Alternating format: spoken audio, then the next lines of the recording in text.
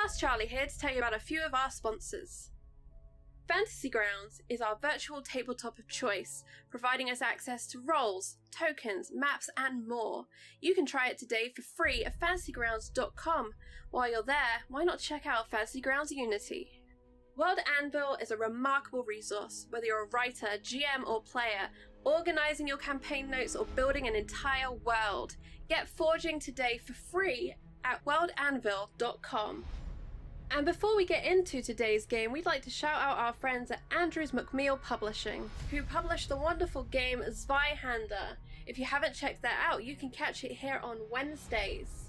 We'd also like to mention Modifius, who manage and produce a wide range of RPGs. Whether you feel like being Dishonored, exploring a tale from the loop, or boldly going with Star Trek adventures, why not check out Modifius.com.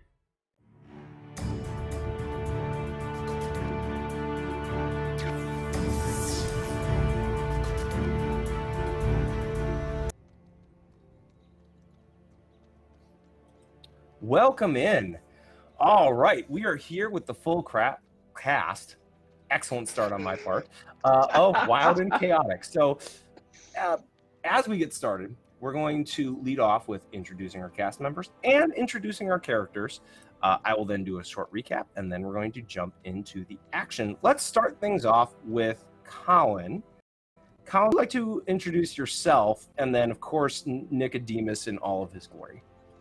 Yeah, I'm Crap One, part of the Full Crap, and is that what you said? Was it Full Crap? Sounded like it.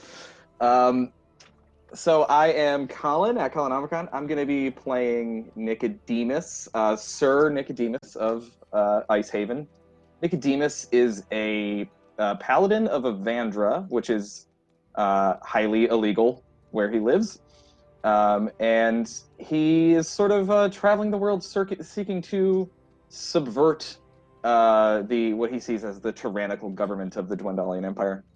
And he has initially come to Hupperduke because their awful taxpayer funded police force was incapable of protecting their people, so it is to the private sector to fix that.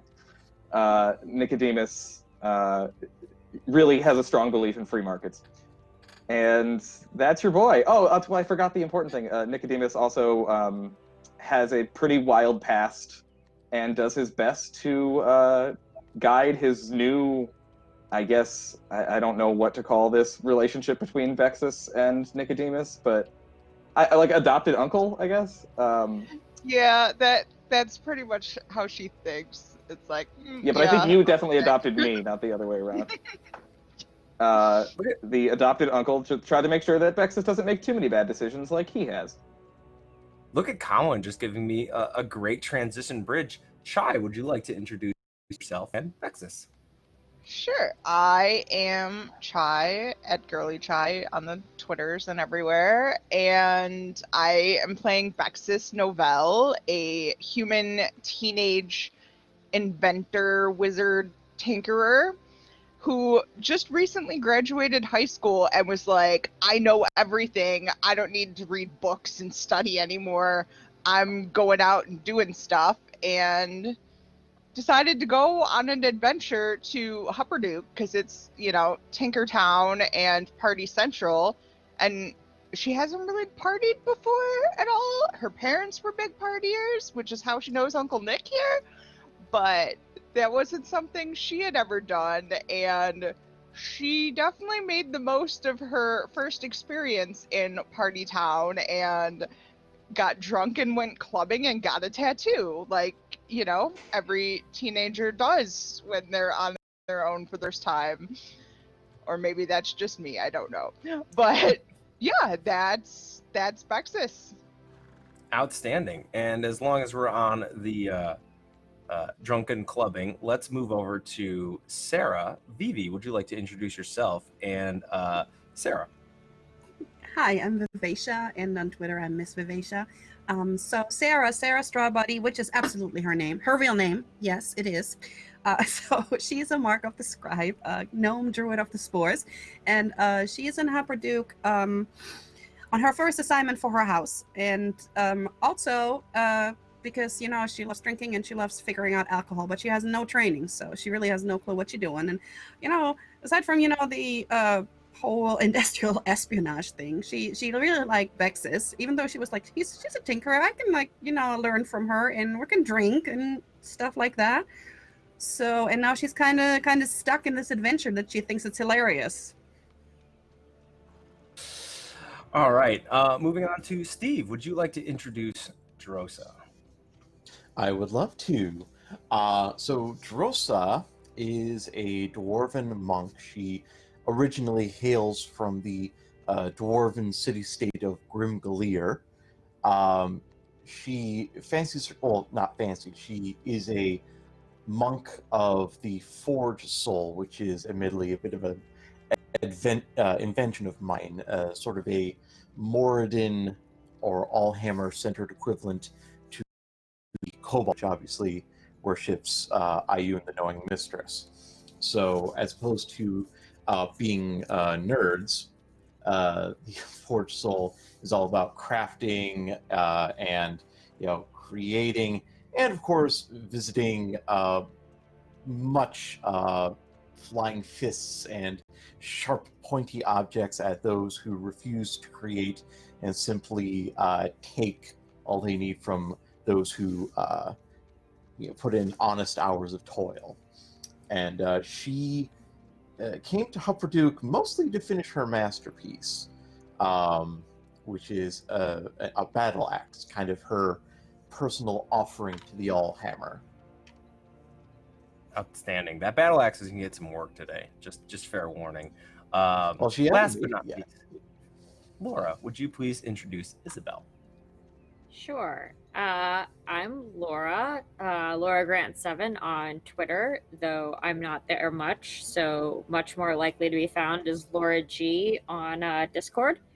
And today I am playing Isabel, who is a mercenary blood hunter, and as everybody found out at the end of the last session, has just a little bit of a lycanthropy issue. But we're gonna get that all sorted out. Just a slight case of lycanthropy. Just a light slight case of wear tiger. Yeah. It'll be fine. So, and I am our GM for tonight, and to catch everybody up, since we're dropping in mid-adventure here, we are adventuring in Hupperduke. If you are not familiar with the Wildemount world, Hupperduke is the industrial center of the Dwendalian Empire, one of the major political entities of the world. Hupperduke is known for its workshops creating inventive clockwork designs, 10-hour work days, and a very lively nightlife, kicked off at the end of the 10-hour shift every night by an enthusiastic fireworks display. Of late, with the war between the Dwendalian Empire and their sworn enemies, the Kryn dynasty, the talents of the largely gnomish workforce have been turned towards weapon design. Our party made their way into town, some of them arriving out of town, some of them already being in town, though they all met up at a terrible, terrible themed bar. I believe it was the Rusty Gear. Yeah, it was the Rusty Gear. And after having some partying and some surprisingly good food, they were talked into going to an after party back in the work section of the city, essentially a warehouse party. And on their way, they witnessed what turned out to be a prison break. They tangled with some kobolds who had some strange exploding gear. If you hit it just the right way, it blew up. They had some interesting gear. And after the fight was ended, a female Goliath escaped their grasp. Drosa almost ran her down. She just managed to get away. And the Queen's Guard in the city took them in for just a quick debrief to talk about what happened, and then hired them on to catch what turned out to be an escaped war criminal, the Goliath's name, Sken Zarbris. The party has been investigating. They looked into the escape plan in the prison, and there was an interesting use of automatons that seemed to crab-like automatons that crawled in through the window and planted explosive charges and blew the wall outward. They went to speak to one of the master automaton makers in the city, who then revealed that what they found appeared to be a cheap knockoff of one of his designs. When they asked about the blasting charge, he directed them to the Firemark Foundry, which was the only place that could make blasting powder in the city. Upon there, they talked to a very, very, very delightful gnome named Sleaze, who is very open to their questions. And he confirmed that all shipments of blasting power were accounted for. The only irregularity was one of his best alchemists had been out sick for about 2 weeks. The party offered to go check on this alchemist, and when they arrived at the house, there was a strange voice from inside inviting them to come in, and they were attacked by kobolds with very, very advanced technology. The party managed to subdue and disarm some of their weapons, which exploded if the kobolds died or if they were hit too hard. Though Isabel was quite badly injured. And as there were 2 kobolds left, one of them unconscious, knocked unconscious by Drosa and dragged outside. Another one compelled to duel Nicodemus, drawn out of the house that was on fire. Isabel transformed into her were-tiger self, and having lost control, pounced upon the kobold attempting to fight Nicodemus and tore its throat out. And that is where we're going to be picking up with the entire party outside of a burning residence in a quiet neighborhood in Hubberduke. An unconscious kobold at the feet of Drosa, Bexus having just disarmed its boom belt, if we will, I believe is the term we use backstage. The cobalt boom belt to destroy evidence and destroy equipment should the cobalt fall. And Isabel, in were-tiger form, standing over the bloody corpse of a cobalt, facing Nicodemus. Nicodemus, you are staring at your recent acquaintance Isabel, though she has taken on a horrible visage, claws extended, teeth bared, staring directly at you.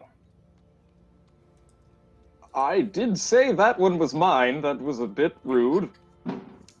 Sorry. Isabel's gonna put her hands up a little and back up. Oh, good. Just give me a second. I can get it. He said I could do it. Okay. I didn't say a damn thing. No, I can. Yeah. Okay. I'm okay. We're okay. Where are my swords? Are you still a were-tiger? Oh, I'm totally still a hybrid tiger. Yeah. I see. You're fine. Like that. Look for her. Yeah. No. Where are my swords? She's gonna find them probably where she dropped them when she turned into a were-tiger and pounced the kobold.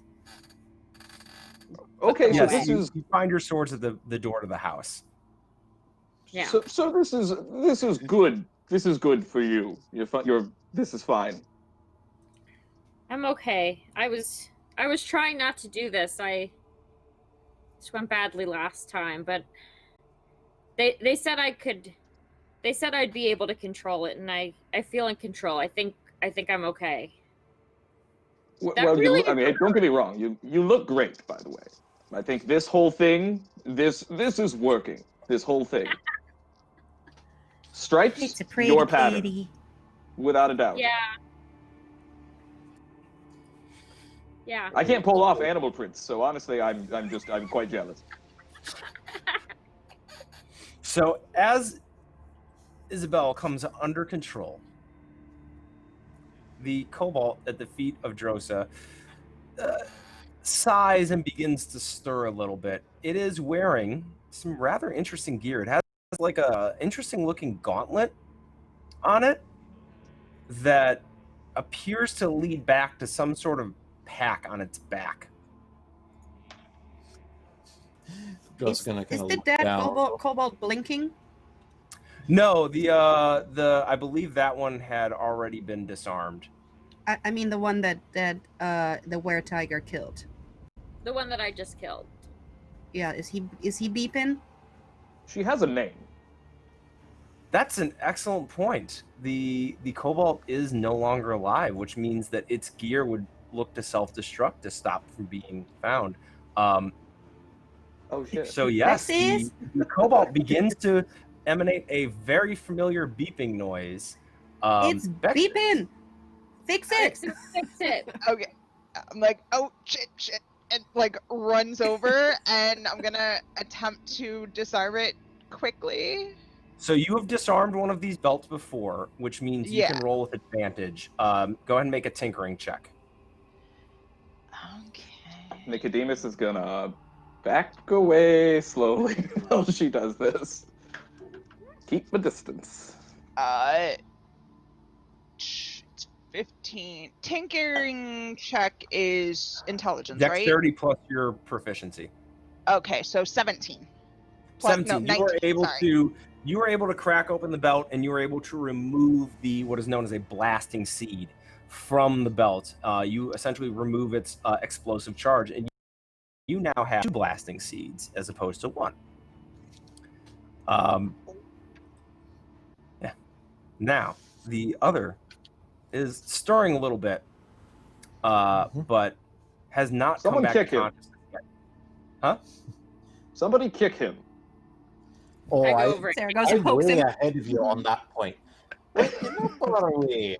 And Joseph will take her dwarf foot and just stomp right on the things, like right on the ankle. Ooh. And it went, what? And it looks down and it sees it has the gauntlet on, and it looks back at all of you. And you see it Don't try close its hand, and electricity starts arcing between its fingers. And it just says, Try back it up! on that. Back away! Yes. And it like holds its hand out threateningly towards all of you. Give Maybe me we an should have excuse. disarmed him before we kicked him awake. What do Hindsight you want? 2020. Is Isabella still the tiger? Go eat it. Right. So you see that? Brian, You Not see going to the eat a tiger over cobalt. there, little kobold. Yeah, if you don't answer our questions and put down the electric gauntlet, that thing's going to eat you. And we're going to watch and we're going to laugh. Like, Right. I know Isabel wouldn't eat the kobold because she has hygiene standards. So like, I'm gonna turn to Isabel as Drosta is saying, you know, this she'll eat you. Turn to Isabel and be like, okay. Play along. Yeah, I'm gonna stand there intimidatingly and look like I might eat it. You are standing very near the mangled corpses of one of his teammates, and in weretiger form. You go ahead and roll intimidation with advantage, because this little guy's already kind of freaked out. Nice. I'm not great at intimidation though. Could I use? Yes, guess- optional rule of Strength. using strength. Yes. It's not much better, but it's something.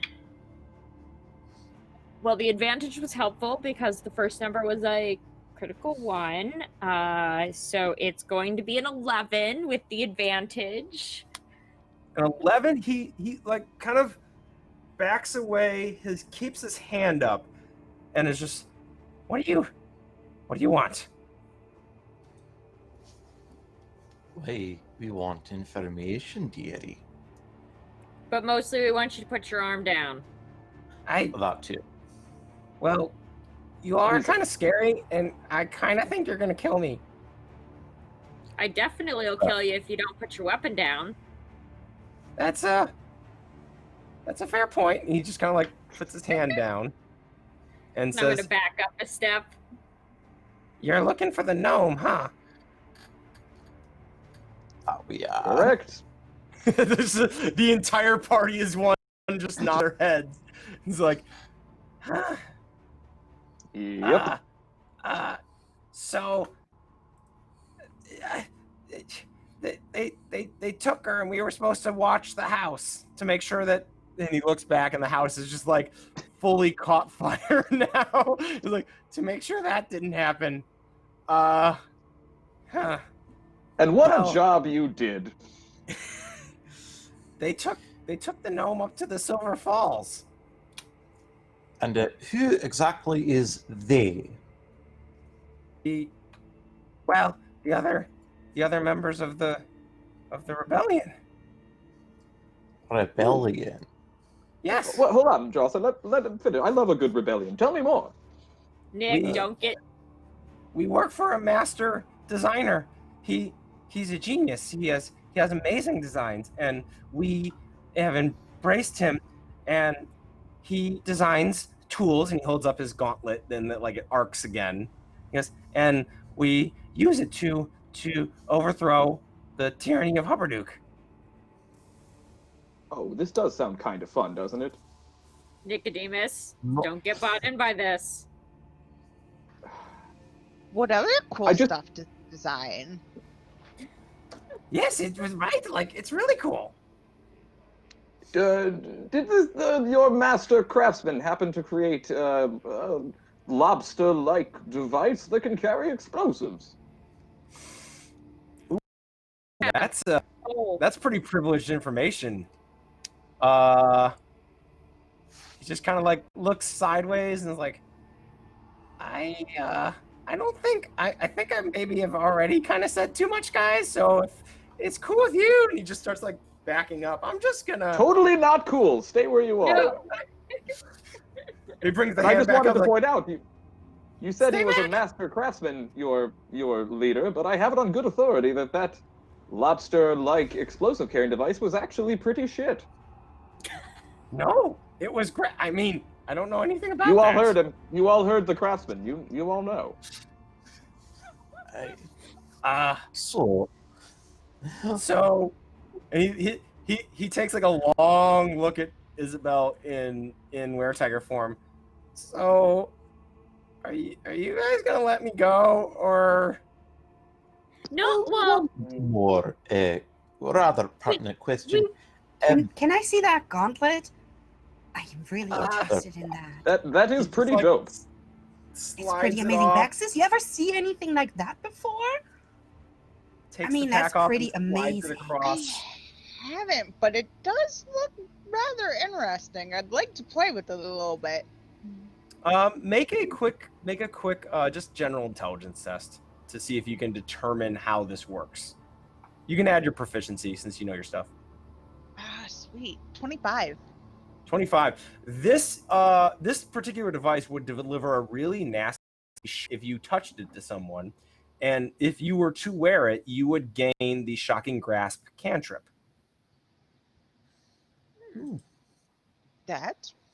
That's pretty cool. He's like, okay, guys, I Like, gave you the gauntlet. Totally not giving that one back. so now Yeah, my Gail, little that's not it. friend. Here's the deal. Eh? My friend here, Nicodemus, he's very into rebellions, and Uh-huh. Vexus Super is into it. she is very, very into interesting tinkering mechanics. So what you're gonna do is take us to your leader. They clearly want to Yeah. talk to him. You guys want to join? I would listen to the tiger. let's just assume saying. that for a moment. Are you guys joining the rebellion? Absolutely. Going All right. I'd be willing to read a Absolutely. pamphlet or something. So we can do. I we would can like do to be the- taken to your nearest recruitment station, please, and thank you. Nicodemus, are you rolling deception or persuasion on this one? So, here's what I want to go with, guys. It's kind of a hybrid. I'm going to say to the rest of you, maybe unless you want to roll to oppose me, it seems like Nicodemus has this plan, like we're going to pretend that we're going to join with them and go to their camp, but he's not even sure if it's a joke or not. He's I think Nicodemus is keeping an open mind. So, you know what? Honestly, I don't think it makes a difference because I think bonuses are the same for me regardless. No, I'm better at lying. Okay, so I mean, Yeah, you're he lying to wouldn't actually yourself to a certain betray you. extent right now, so go ahead and roll deception. yeah, self-deception counts. Okay. Yeah. Right. That is a 18. 18. Oh. Well, very unfortunate we had that. And he nods at the now completely burning house. Misunderstanding back there, but Yeah, come on, Yeah, let's right. get out of here before the fire crew shows up. I mean, it was definitely a misunderstanding. All we did was ask to see her, and then you guys opened fire on us as we Yeah, walked you in. had a flamethrower. We do. We have flamethrowers. They're really cool. You want to see the notes? Yes. You have notes. Yes, I notes. definitely want to see notes. I like notes. Yes. Let's Mhm, go. Me too. And he begins to lead you. I gotta be honest. Of all the things I was expecting to happen here, join the rebellion deception was not one of them. So And because you guys, this is Nicodemus, he turns back to the rest of the party as they're following this guy and goes, and you're not Right. sure what the wink means. We've been small playing point for order 15 minutes. Derailed small Tom. point of order for Drawsa. At some point, she kind of she turns to the group and goes, "Right, so before we waltz right into the den of just like really strange smile, amazing inventive genius, I feel a wee bit underprepared, so if you would just excuse me for a moment." And she's going to go off and find whatever anvil and forge she can get a hold of, and she's going to finish her battle axe. Okay. If I recall correctly, there was only a few things you had to do left on that axe, and it was mostly then just Yeah. like detailing work. Yeah. So I was that wouldn't take very long. So that'd be fine. You guys could stop in there. It's getting it's, let's say at this point it's probably getting towards like midday lunch break time. So it's probably better to not be in the streets with a cobalt.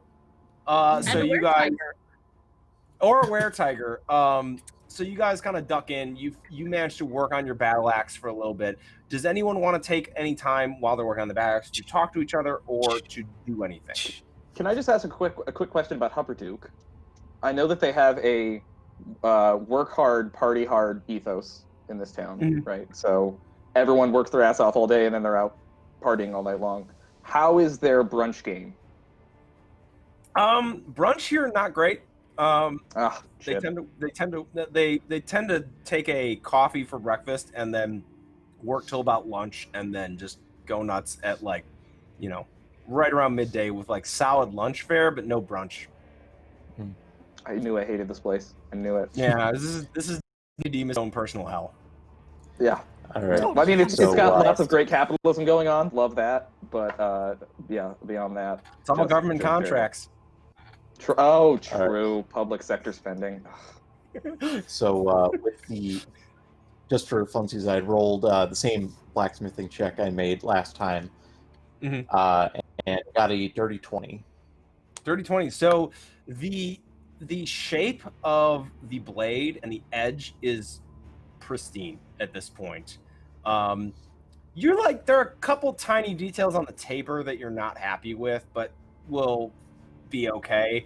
And the rest that's left to do is all detail work that, you'd have to redo anyway after sinking a blade into a couple cobalts anyway. So, you're okay leaving that for later. Yeah, so you guys see Drusser walk out, kind of arms over this just beautiful, detailed axe. Looks like it's perfectly, as balanced as a battle axe can be. Sort of gold parts, long, broad blade with kind of a space for a little bit of handle in the middle of the blade for like defensive work, and just lines and lines and lines of very fine dwarvish script, all just prayers to Morden the Allhammer. He kind of walks in and goes, "All right, I'm ready." Holy shit! That's really big. Yeah. No one That's said you could talk, rockin'. Kobold. Can I touch it? But no, seriously, that thing's absolutely rad. Very nice. Did I use that right? What does it say? Well, if I stood around here reading the whole thing, it'd take all day. But they are prayers to Moradin, the Allhammer. He's sort of the head god of the order I'm in. Oh, I okay. must say. I was wondering if it was a menu. I'm kind of hungry. Sadly, not a menu. You might get that with a Moonwaver, but not Moradin. Still no time for food. I am getting a little hangry. Mean kitty. I didn't get my bacon, egg, and cheese this morning, and you know how I get. There were food vendors this morning. I remember you having. But you were all in a rush. You wanted to get to the... You wanted to go see the craftsman, and I'm sorry I'm pouting, but I really feel as if we didn't have this fight then, and we're having it now. Fine, I'm gonna drop the hybrid form and... Alright, if we're gonna go eat, let's go eat. I don't know, I hear the brunch game here sucks. What do you want me to do? Again, stop with the talking. Anybody have a I hope the rebellion has some good food, else I might reconsider even, We have a kitchen. That is not very reassuring. Do you know how to make hollandaise? Food carts on the way to the rebellion? Oh, what? It all Hollandaise. depends on the stomach. How are you going to get people to join if the food isn't good? Hollandaise? Is that like some sort of weapon launcher? So, No, you uncultured swine. Oh. So I know how to cook. If you want me to get some basic ingredients, I can make us something on the way. Oh, Guys, they sell food here. Oh, that's true. Yeah, he said swine. Pork would be nice. Maybe we can get some pork in a bun to go. People, just pick up walking tacos and let's go. Pork in a Walking bun. tacos. Swine in a bun. Vexus, do you need anything else to settle the rumblies in your tumbly? What do you... I think I need carbs. Lots of carbs. Have you had anything greasy yet today? We do need to get you some bacon. I don't remember. Vexus, But where is that your means hangover not at the moment? enough. Yeah, how are you feeling? Vexus, where's your hangover at the moment? I think I was I was okay-ish. I was still, nursing mild hangover between the magic coffee and Nicodemus giving me some, tips. I'm coping I feel like much spending- better, but I could I feel definitely like go spending a spell slot probably brought the hangover back a little bit. That seems like that sort of thing would happen. That seems like spending spell slots would make headaches worse. that, that's Sarah's probably going to hook her arm and say, come on, we're going to get some pork buns and some egg buns and all kinds of buns. Let's go eat. Can I You don't get think they some might have food? haggis, do you think? That is How food. dare What are you. you talking about? Maybe we can find some more of that magic coffee? Look, You're going to go we boom, all boom, boom, boom, remember boom, that boom, we're boom, on a time limit. There is a escaped prisoner who might be up to something, and please, Well, remember, please, Isabel, Pork buns to go it is. an army marches on its stomach. Or so the saying goes. I would probably Here, here. perform Have you much been in better with some magic coffee. because they I'm just don't saying. feed very well. Mm. Now, Point and counterpoint. Just as a complete side Army note, of sorts. as But, a yeah, complete let's side see if note, we can this find is some taco this is South already store or proving to be a complete chaos chorus game, as we are on the full encounter roleplay brand of just like, what are we gonna get for lunch? This is completely on brand, and I love it. Please continue. All right. Who That's all. wants Sarah's to- going to pick up a big bag Shocking of pork glove. buns and all of that. okay. I will say Isabel that is a going quick to pull peek rations outside. out of her bag and be like, "Everybody eat a ration. Let's move on." So you can the have military trail mix veteran and be immediately happy with it. the military veteran pulls out all the rations she had stored away, and with the image of her recently transforming into a were-tiger all in your head, she hands you a ration and is like, "Eat it." There aren't like fingers in this, are there? No, it's Small fried bones, rations. hair. No, okay. As a quick aside, Colin, Oh, what? thank you for gifting subs in chat. Oh, please stop.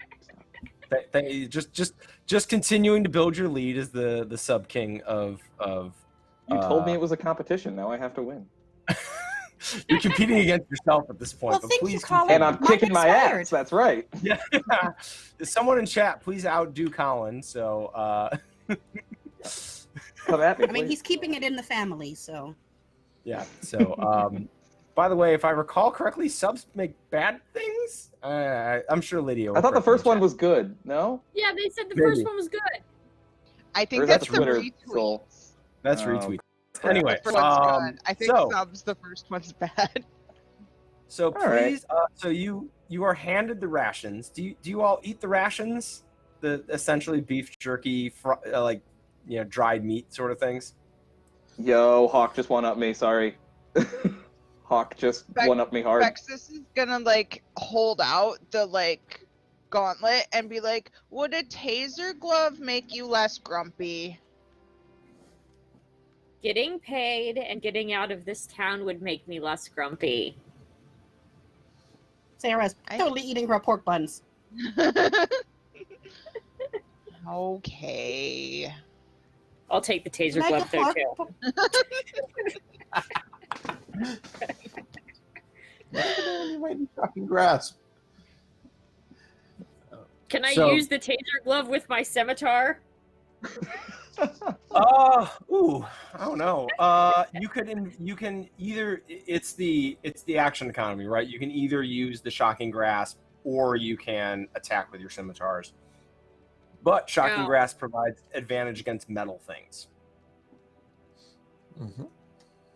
Nah, we'll hold on to it. If somebody else wants it, I can't. My scimitar doesn't work as well when I have it. Here, somebody else take it. Drosa, you take it. I got a battle axe. It requires 2 hands to use. I'm flipping and punching things. It wouldn't mean I can. I do just all had the an idea. damages. I just had an idea, and it's super dope. Requires Bexus's help. I'm listening. Bexus, you're a tinker. Hey, how would you like to tinker that glove onto my shield? So then I can hit people with it and they'll get shocked. It'll be super cool. That would be super cool. Hell yes. And that would be something that might impress Mr. Tinkertop and further show him how awesome I am. Nailed it. So I see all the potential here. it's a one shot. Let's do it. We're essentially at one shot territory for this. Let's do it. Roll me a tinker check as the rest of you eat your not very satisfying rations, but it's filling. Okay. And I think I actually get it. Or no, I get a bonus to this because of stuff that I forgot last time. Can I give a help action for her?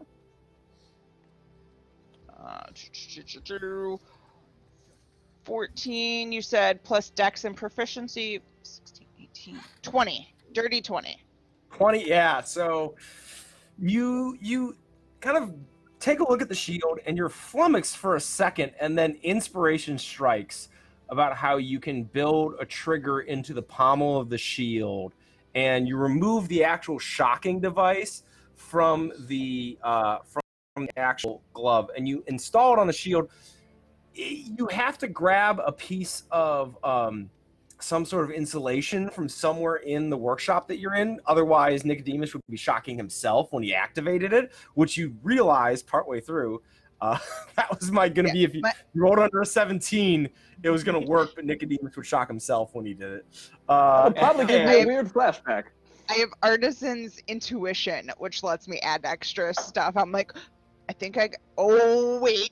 Let me fix this. So you managed to now, Nicodemus, you can use your shield to cast the cantrip of Shocking Grasp as an action. Hell yeah. Vexus, I want you to know that your parents and I, a long time ago, just put a whole bunch of drugs into a punch bowl just to see what would happen. And that was the wildest night of my life. And this, my dear girl, is still the coolest shit I've ever seen. Thank you so very much. Well, I'm they're not busy. sure It's how like to they're explain like that, just taking notes. but That's how she. cool? It was, honestly, at the time, cool as hell. But this is cooler. This they is so did much some cooler. Stuff. Yeah. I've seen some things through the banisters from upstairs. I'm so sorry for anything and everything that you saw. So as a The quick memories note, are burned into my brain.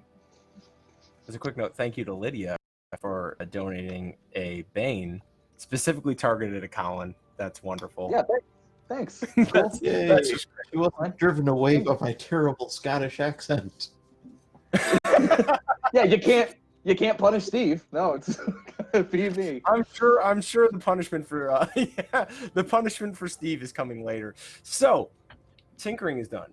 Eating is done. The kobold has pulled his hood up, which he has. His snout protrudes very obviously from it, but he seems to think that this is like quality disguised material at the moment. And he kind of peeks out and he says, "The lunch rush is dying down. I think we can get out now." Well, that's good. He goes, "I'll take you up to the Silverfall and I'll introduce you to everybody. We'll be super excited. We only have like a couple of dwarves and gnomes have joined the cause, and that's great, but like this is awesome. That like I might get promoted. Wouldn't that be grand? It would be great." And we will hit slight fast forward on the travel as he leads you out of town into the ridge line that the city is built into, towards a waterfall. At one point, you do encounter a patrol of kobolds, and your cobalt friend just kind of wait like, "It's all right. They're with me. They're good. They're good. They're joining. Look at them. Look at them. Like they're like big and stuff. It's great." And he like points at Isabel. "She can turn into a tiger. It's nuts." So do We're now not supposed all to of tell us. people that. "Oh, but don't tell anybody. Shh, it's a secret."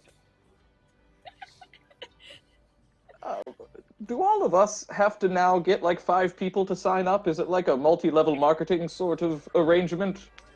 It's Do you get like team. a recruitment bonus? Is there a punch card? Yeah. Is it Yeah. food? No, I'll show you the cards when we get back. Is there a signing bonus? Do we get something for joining? Oh. Rewards points? We keep it all individual negotiation. Whatever you can get, you get. Okay.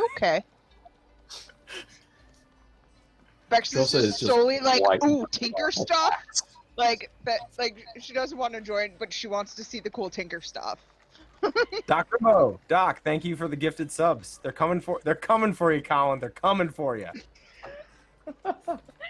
Pay it forward, friends. Pay it forward. So you walk along a narrow path on the Cimberquill Ridge, leading classically to the backside of a waterfall. You can see, I would say, does anyone have a passive perception above 12? I think I'm dumb as hell. No. Yeah. I mean, Also we knew does. that. Yeah. Is it a 14. I get advantage if it's about smelling things. Oh yeah, actually, then you would automatically succeed this. You can smell cooking food. And anyone who has a passive perception above 12, you notice a thin wisp of smoke coming from a little bit further over into the mountain, like coming out of the side of the mountain.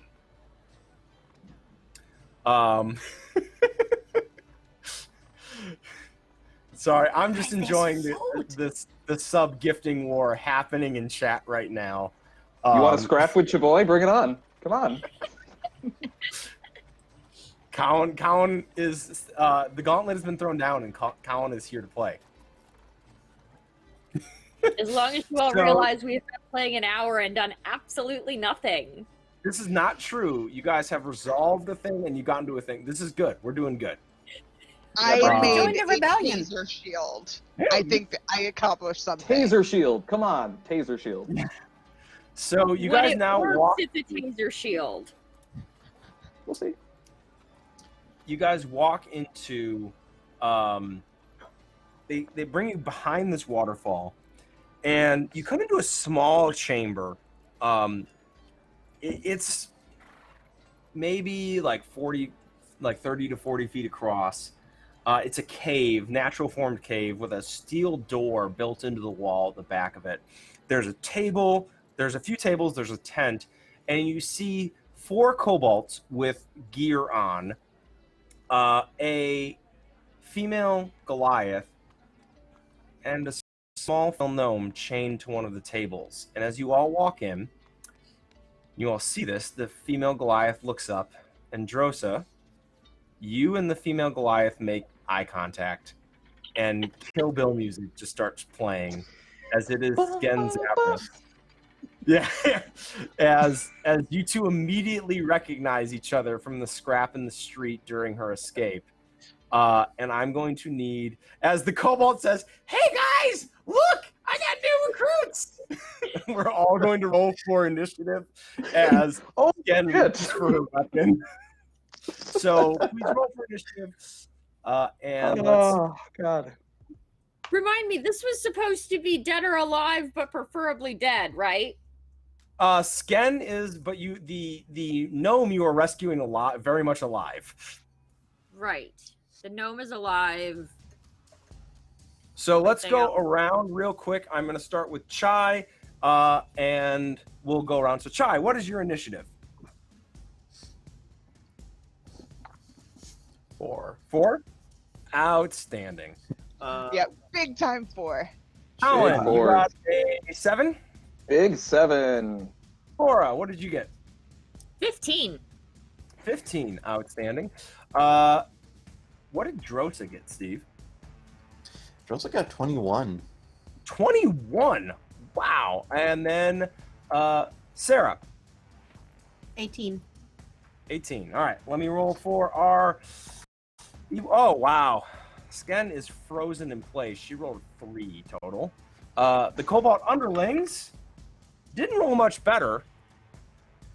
And I'm going to say, all right, so starting off, we have Drosa at first. As you and Sken lock eyes, and you intuitively know that it's on, as she begins reaching for a sword on the table she is sitting at. All right. I was like, she has just this the biggest grin on her face because finally she doesn't have to deal with the Ron Swanson facade. Oh, you're not running from this. Excuse me. You're not running from me this time, dearie. Takes the axe. How far away from Joshua is the Goliath? For a monk, like half a move. Okay, so she'll just, zip up, and she's going to hack away with that bright, shiny new battle axe. Please hack away. Okay. Actions, battle axe. 15? 15. You dart through the room. The kobolds are too slow to react, as they're just kind of like looking at you and looking back at their boss, realizing that something's happening. You dart across the room. Sken gets the sword off the table and just manages to deflect the axe blow away from her, and it swings wide. You have and it buries itself into the ground next to her. And she kind of has this like horrified look at how fast a dwarf can actually move. All right. Up next is... I actually have another thing. That's right. Sorry, Monk. Sorry. Please, Monk, yes. away. So as the axe gets buried off to the side, she then uses that as leverage to kick twice and use a key point for a flurry of blows, because screw this Goliath in particular. Do it. Okay, first unarmed strike is a 12. 12 misses. As the first kick comes around, she kind of like leans back and it just brushes her nose. And second one is a dirty 20. Dirty 20 hits. Roll damage. Okay. That is 4 points of bludgeoning damage. 4 points. So as Sken leans back and you feel that contact, you turn the second kick from a hook kick to a pushing like mule kick, and you feel the nose crunch under your heel, and she's staggered like back into her seat. Sword still in hand, still sitting down with a little bit of blood running down her nose, just kind of like glaring at you now. Yes. So I... All right. All right. Sarah, you are up now. You have the kobold who came with you. There are 4 kobolds, 2 on your right, 2 on your left of the room, and then dead center down the room is the steel door and the table with Sken in it, with Drosa just having kicked her in the face. I think Sarah wants to use a chill touch on the big bad that's now bleeding from her nose. All right. So what? I'm blanking. What do I need to make a save or chill touch and attack roll? No. It's basically that Sarah will cast, a ghostly skeletal hand in the space of the creature, and if I hit, Go ahead and roll. It's a hit roll, then I'll do damage. Which is 4 plus, that is plus 6. That is a dirty 21. Math. Dirty 21. That definitely hits. Roll damage. All right, so that is a 1d8. Make sure I'm actually rolling a d8. All right, that is 5. 5 damage. So you, as Sken's head cracks back, and you see the sword hand start coming up to strike at Drosa. A ethereal skeletal hand suddenly grab the wrist, and you just see cold spreading out. Though it doesn't quite do as much as you'd expect because Goliath, it does slow the hand down, and the hand kind of comes back down to the table for a second. All right, the hand is supposed to cling to her, and she cannot regain hit points until the start of my next turn because the hand is still kind of... Oh, nice. So it's like holding on to her. All right, It's awesome. holding on like... Wah! Yeah, just like, ah. The up next, I believe, is Isabel. Excellent. All right. So I'm going to start by transforming back into the hybrid form. You just, as you transform, the kobold that came with you just looks over his shoulder and goes, "Oh shit, I'm not getting promoted." No. So Sorry, bro. quick reminder, cobalt in front of you, 2 kobolds to either side of you. So there's 5 total kobolds in the room. And then Sven is dead center fighting Drosa. Well, I was going to go ahead and attack the kobold directly in front of me who is leading us here. All right, go ahead and roll damage. Hold on, I'm trying to determine. Yeah, it's still better if I do it with my scimitar than with the claws. So I'm going to go ahead and do it with the scimitar. Ooh. 23 to hit? 23 hits a kobold. Yeah, it does. Yeah. Well, but I couldn't put my right on because that's the same bonus action I would have needed to transform. So it's just going to be regular damage. Oh. 8. 8 damage. He's gone. Well, that was literally the least amount of damage I could have rolled. Yeah, well, he's gone. So, all right. Well, do you want to do hold anything on. with your movement? No, but what I would like Oh, to you can- do is when he dies, I would like to use the blood curse of the fallen puppet. That's the best ability name in all of Dungeons and Dragons. Oh, no. It is. I forgot about And this. I am going to amplify it. Oh, how? That hurt. Okay, well, I took 4 damage there. But, so I've amplified it, and he is going to move up to half of his speed to one of the kobolds on either side of me, and he gets a +3 to attack them. All right. So go ahead. All right. So,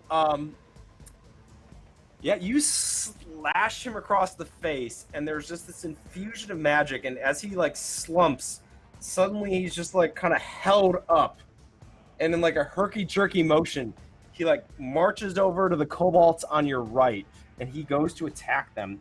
He rolls a natural 1. Probably the only time you don't want the DM rolling a natural 1. As he the arm comes up and just like a puppet's arm just like slaps into the wall. As the 2 kobolds look at him like, what? The last kobold I did this to missed too. These guys suck. Would you like to do anything with your movement? No, I'm just gonna stand. Well, I'm gonna stand not in the middle of a kill pocket with everybody else. I'm gonna move over to the 2 kobolds on the other side. Are you sure you don't want to stand in the middle of the AoE zone? I am positive Okay. I do not want to stand in the Are middle you going of towards the the one you sent the cobalt to, or the other ones? Let's go towards the ones I sent the kobold to, because it's not like Okay, he so did now anything. those 2 have you. The ones on the right have you and the undead puppet of their co-worker to deal with. No, it doesn't. He doesn't keep going. He only gets 1 attack. Oh, okay. So he's collapsed, and they're just Yeah. thoroughly disturbed. It would All be right, really and cool then if I coming could up keep after it that- going. Is Nicodemus. Yes. So I have... Oh, Stream Cat. I have 4 living kobolds at the moment. Yes, there are 4 living kobolds, 2 on your right, 2 on your left. The left And then- ones are unengaged currently. Okay. And then down center we have our baddie. Yes. First things first, turn to Bexus. And Nicodemus says, now remember, if any of these rebel types offer you any drugs, you just say, I will think about it. No, you say no. You just say, old habits die hard. You say no. Don't end up like your Uncle Nick. You stay away from these bad folk. This is just me flavoring the fact that I'm casting Sanctuary on you as a bonus action. So, Sanctuary, anytime for the next, as long as I, oh, this is not concentration. That's dope. Bonus action, 1 minute duration for the next minute. Anytime, basically, any creature attacks Bexus, they have to first make a Wisdom saving throw, DC 13. On a fail, they have to pick a new target. All right. Please remind me of that when I forget. I will try. And try to remember that too. I will probably forget as well. But this does not protect her from anything that makes her make a saving throw. It won't protect her from area effects at all, but any attack rolls against her. Okay, so now that I've done my Nancy Reagan act, I'm going to... I think... I already used a bonus action. Well, I'm going to get out my big old flail and blind rush at Big Bad. All right. So, get my flail here. That's going to be a 15 to hit, probably now.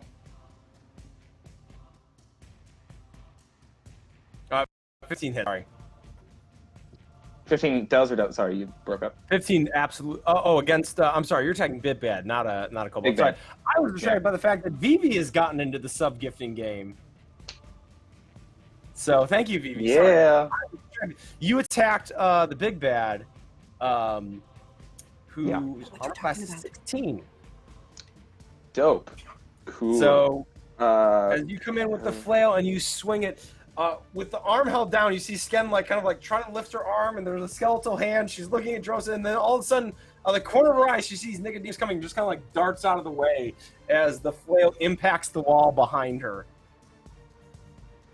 Oh, shit. Yeah,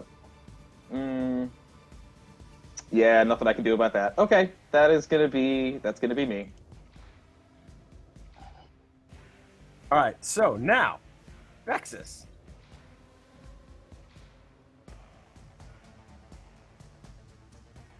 Vexus, you were muted. Sorry. Does Sanctuary prevent me from doing stuff? Because I don't remember. I don't believe it does. We're gonna go with it doesn't. And Okay. let's roll. No, it doesn't. No. Okay. I am going to walk up to Uncle Nick and be like, "Thank you," and I'm just gonna reach out at his sword and cast magic weapon on it. Now your whatever. weapon is basically a +1 weapon to attacks and damages. Game respects So- game.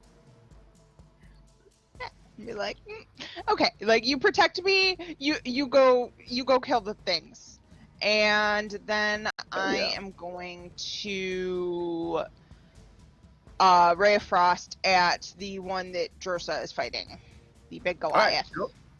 Ray of Frost is an attack roll. Yes, it is. Yes, it's an attack go ahead. cantrip. Go ahead and roll your attack roll. Who are you attacking against specifically? Are you attacking Sken or one of the kobolds? The Goliath that Drosa is fighting. Okay. Yeah, go ahead and roll your attack then. It's garbage. It's a 10. It's a 10. Oh boy. Yep. It goes a little wide and goes right over Nicodemus's head. What the hell?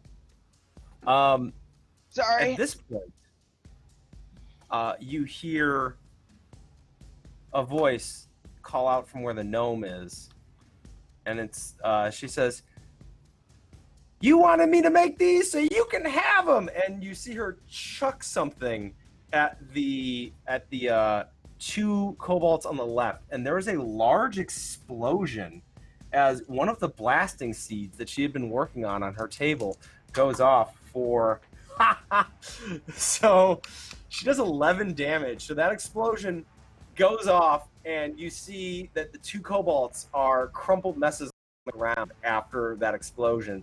And after that, you see her just kind of dive under the table, and she's still chained, but she is now out of combat. But she took out two kobolds for you guys.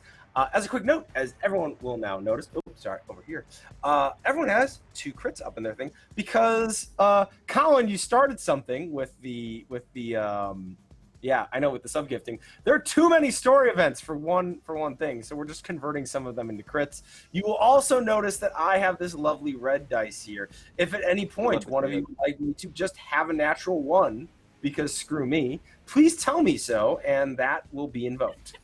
So, now, back to now Sken is going to get to go, and then the kobolds will get to go, as they rolled really terribly. The kobolds rolled slightly higher, so the 2 off to the side with Isabel. One of them is going to... How far away are they from here? Come at me. I don't remember where you ended up. I think you stayed... I am in the middle of the dead zone. I did not move at all. I'm You're right. in the middle of the room. They're probably about 5 to 10 feet. They're probably 10 to 15 feet off to your right at the moment. One of them is just 10 feet.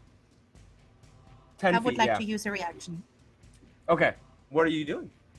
I want to use my reaction to use my halo of spores, and see if I can do some necrotic damage to one of them.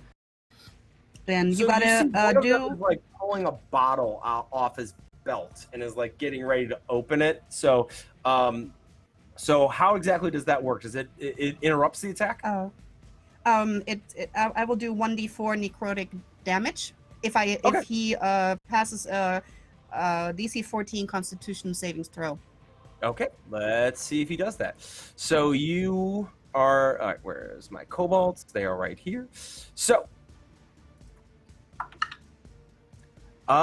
he rolled a 14. So, does that pass? It was a 14, right? DC 14, yeah. Yeah, he tied it, so he passes.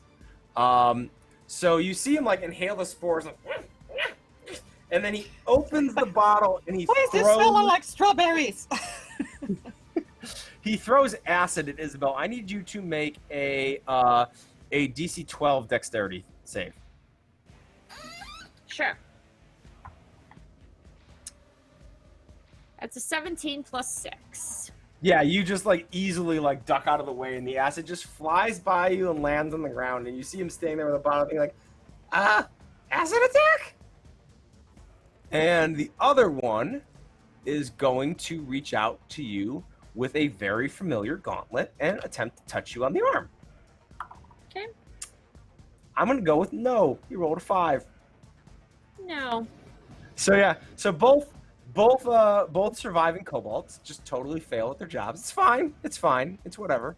Sken is finally gonna get her arm off the table and is gonna swing a sword at Drosa, because Drosa's the one who kicked her in the face. So she gets 2 longsword attacks. She's gonna direct one at Drosa. I rolled another 5.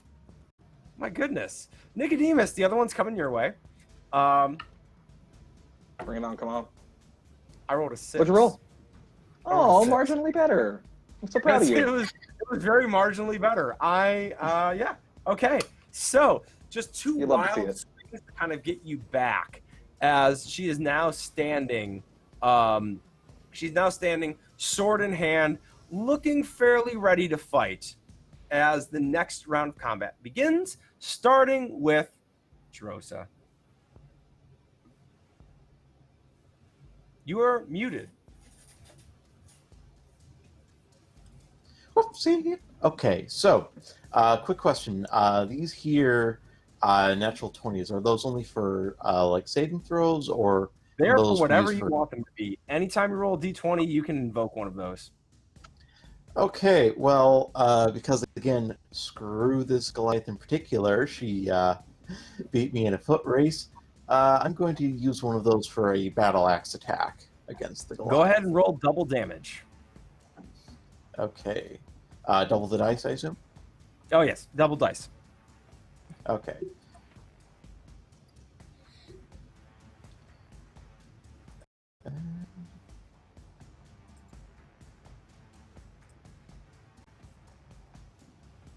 So, 9, 15 points of slashing damage. 15 points? Yep. Outstanding. So as Sken waves wildly, you like very deftly just kind of like slip the blow as you pop the blade out of the ground, and you bring a rising cut, and you go up her flank as you open a wound, and she kind of spins away and is now looking kind of concerned about all of this, as that was a really masterful stroke. Are you going to follow that up? I am, with another flurry of blows. So first unarmed strike, Shadazy. I'm sorry, what did you say? Flurry of blows. Oh, it's 14. 14 misses as you attempt to like slam the pommel, and she kind of like leans back and brings up the sword and like catches the pommel slightly. Yep. And the second hit is a 21. 21 hits. Work with that. Ooh. 7 points of bludgeoning damage. 7 points of bludgeoning damage as Sken checks the pommel strike, just push kick right in the guts. Like hips go back, head comes forward, like an audible like ugh comes out as Sken is rocked back. Are you doing anything with your movement, or are you staying there? She's staying right in with that Goliath. Excellent. Up next is Sarah. All right, so we got the big one in front of us with Drosa, and Mhm. we have 2 kobolds to the left with Isabella, and there's nobody else. It's also noteworthy, I didn't make a big deal out of this. When the 2 other kobolds went down, you notice they're not wearing their boom belts because they're not Okay. out carrying like evidence into the city, so they're not wearing their boom belts. Sorry, please continue. Right. I was kind of thinking that's why I was like, is there anybody else that might be blinking? You got us all kinds of paranoid. All right, and the kobolds, they're over by Isabella. They're really close together, right? Correct. All right. So she's gonna cast ice knife on one of the kobolds and yell, Isabella, out of the way! All right. All right, roll your Because that attack. will explode. All right, let's roll the attack. I think you might need to tell me before that next time, and or You fast. You got lots of dexterity. All right, so that is a 16. Yeah, it definitely hits. All right, so that one gets 1d10. Where's my d10? I swear I can read and I can do math sometimes. All right. Right, that is 7 damage for the kobold 7 that it damage hit. is enough. 7 damage is enough to get rid of that one, and then you can go ahead and roll explosion damage. All right, so it says it explodes, and I got a seed on a dexterity saving throw, but it doesn't say how. 14. I'll take 2d6 Well, let's cold see. damage. They get a +3 to dexterity, and I rolled an 8, so that makes it an 11. All right, so nope, got to beat 14. Come on, Isabella, you are really I got a dexterous. 17. Yeah, I got a 17. I was fine. All right, so 2d6. Okay, that's 5. That's 5 cold damage for the other kobold. All right, fine. That kobold is still up. So, Isabella, you just hear, Isabella, get down! And an ice knife flies over your head into the kobold directly in front of you as it just goes, what? And the ice knife explodes. You just like very easily step back as it explodes, and the other one gets caught up and is showered with like razor sharp pieces of ice. Sarah, would you like to do anything with your movement or bonus action?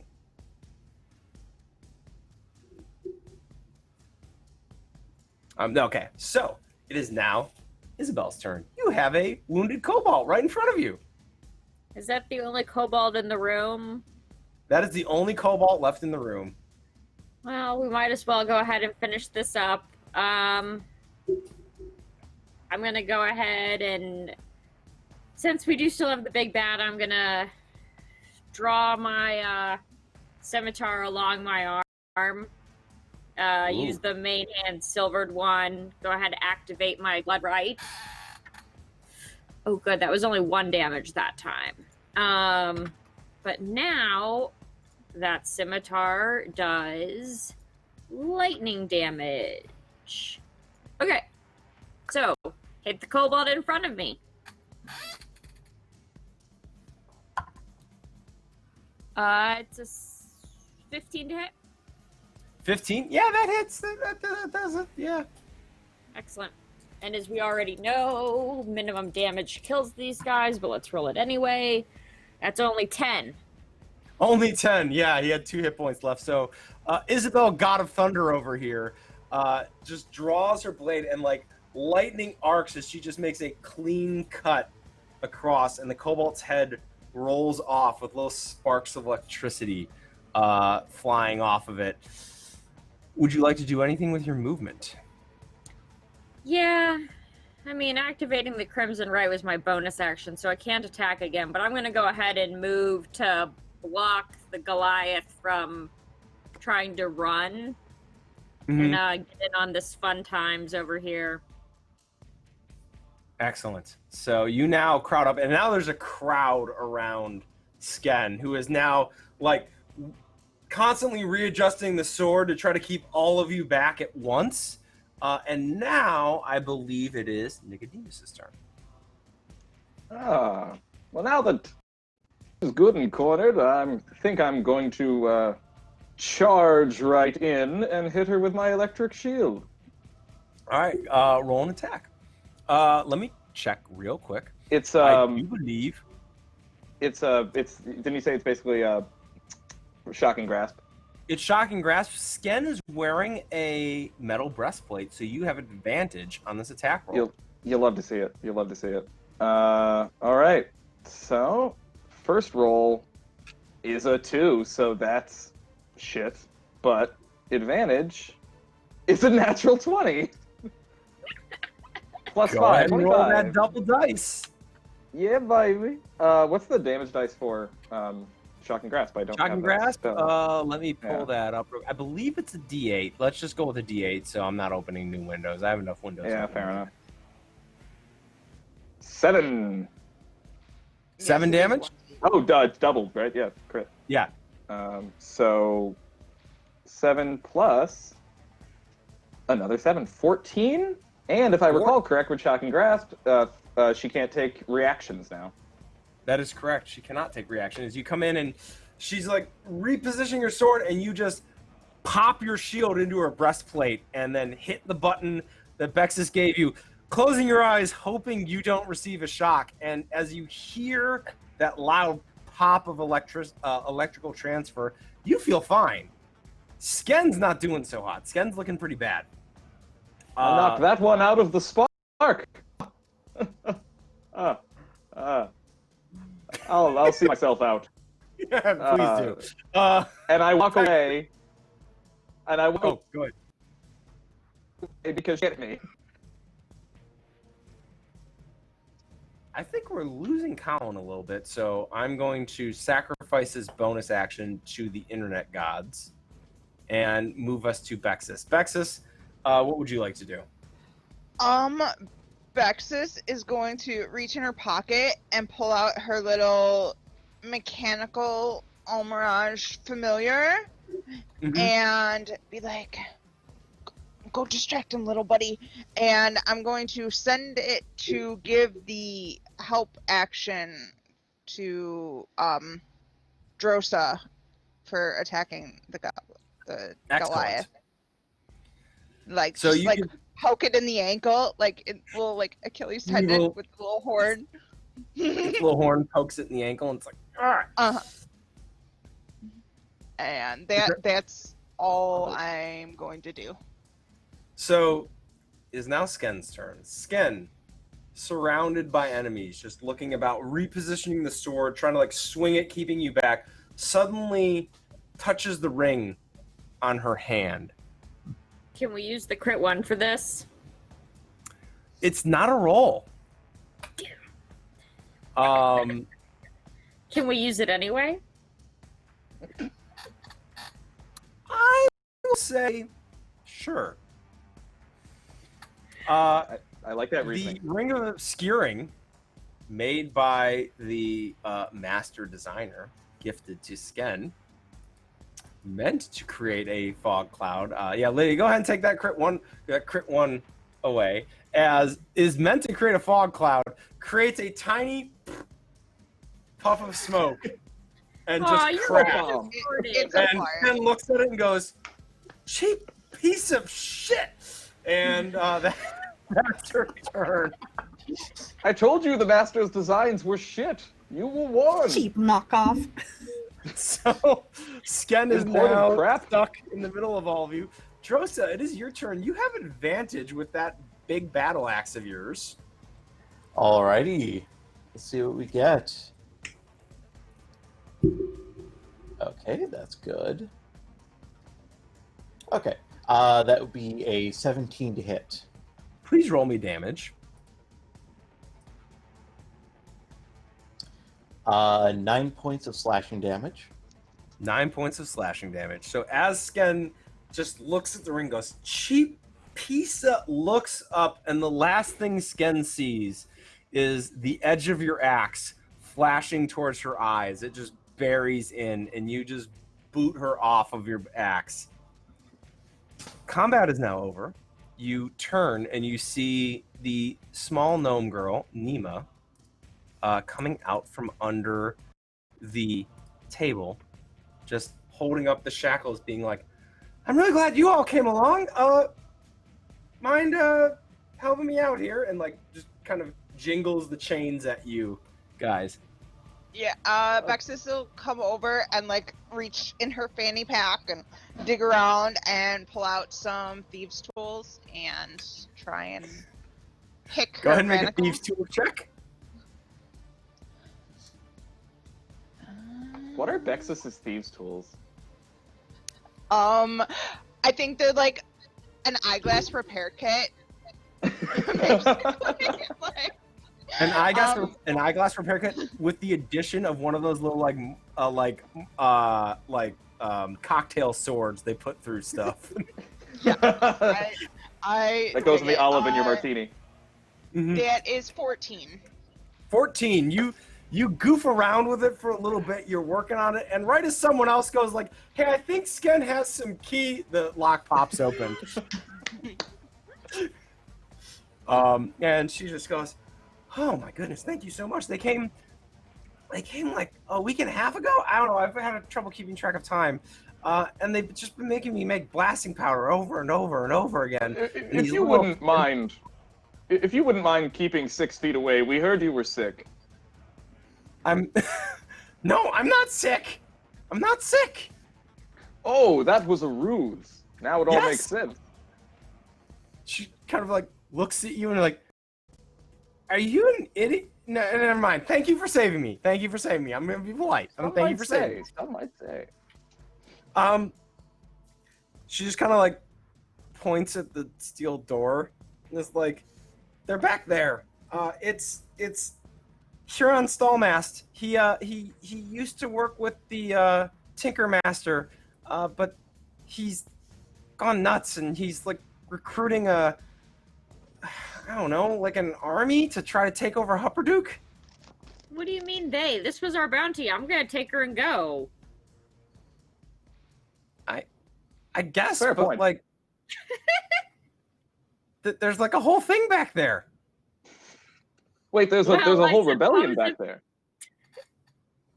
Nicodemus wants to join.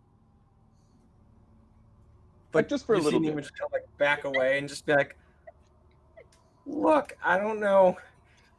Yeah, I don't know why you're all here. Are you here? You're here to get me? They figured out I was gone." Do you think maybe they do like a 1-week free trial sort of arrangement that I could try? You know what? They didn't offer me that. They chained me to a table and made me make bombs for a week. Yeah, but Nicodemus Oh. can't make bombs. Not for shit. No. Terrible.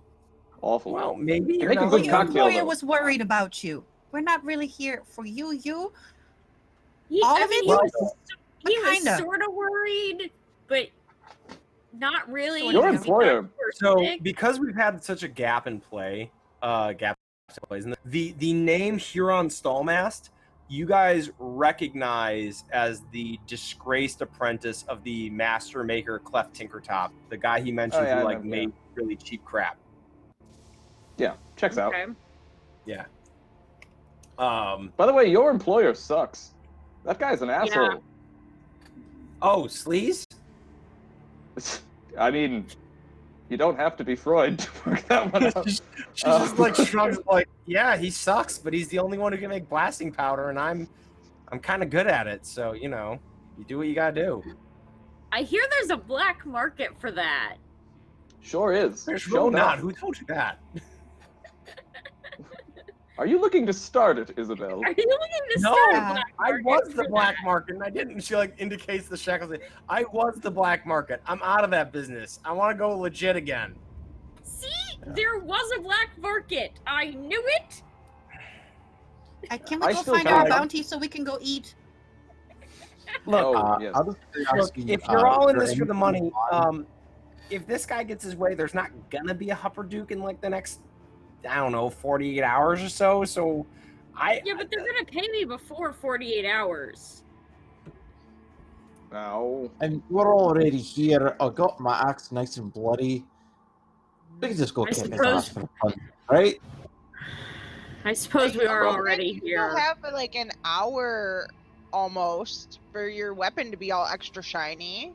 Like, Oh, may that's as a well like good test point. it out some more. Yes, I may as well bust some skulls while we're here. Why not? Then we do Yeah. have By some the way, really as cool we- shiny stuff in the back. Yeah. And fighting Neat. transformed is pretty cool. I could probably do that some more. All right, let's go kill this other guy. Maybe they'll Like kill you're us already for him, fuzzy, let's too. do it. Did you have a concern, You Dropper? guys don't mind if I don't go with you, right? The player does. Out of curiosity, Wait. is there anything on the Goliath? Like any Say that again? loot on the Goliath? Oh, Oh, shiny! We forgot the you find shiny. a longsword, a breastplate, a set of keys that would have opened a pair of shackles, and a key that looks suspiciously well suited for the steel door sitting at the back of this cavern. What do you suppose Oh, good. that's for? Well, if I had to guess, probably the huge locked metal door right behind me. Oh, I wouldn't want to Is take it bets. I'm not a gambling man, though I was. It's a great story. I can tell you all about it. Do we know it's locked? Have we tried knocking on it? Or pushing it? All right, someone just go open the door if we're gonna do this. Got it. The That's door what- opens with a very loud creak into a tunnel that you can see very quickly branches off in two directions.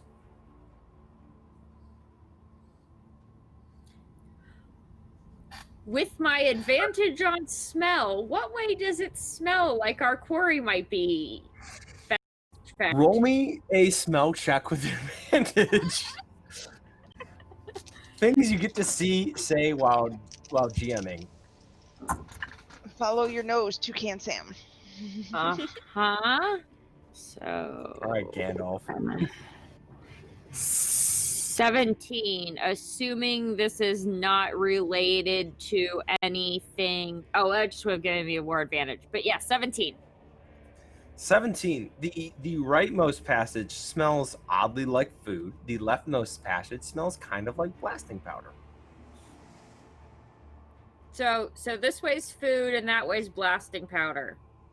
Do I we gotta think be honest, they're gang. the food or the blasting powder? I'm really goddamn hungry, if I'm honest.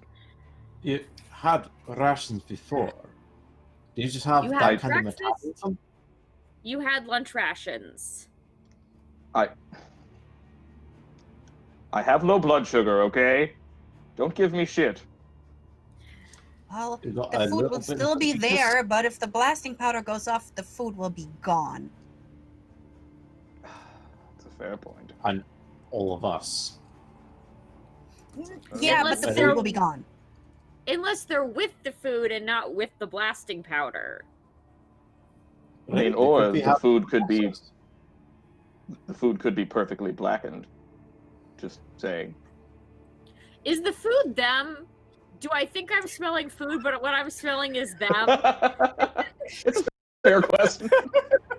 Why did I put food in this again? I should have known.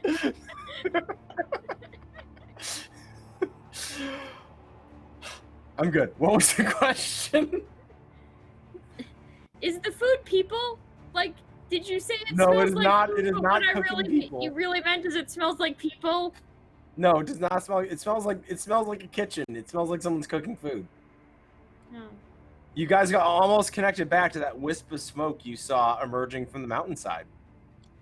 Almost, but that doesn't make me think it's these people or this person. It could just be the chef. We don't want to attack the chef. Oh, but you might know where his boss is. I mean, I So, suppose. Do many You're all bosses tell standing the at the chef where entrance they're to at? this door at this moment, and Yeah. you hear within it a voice echo through the hallways. Just a simple, "Have they entered yet?"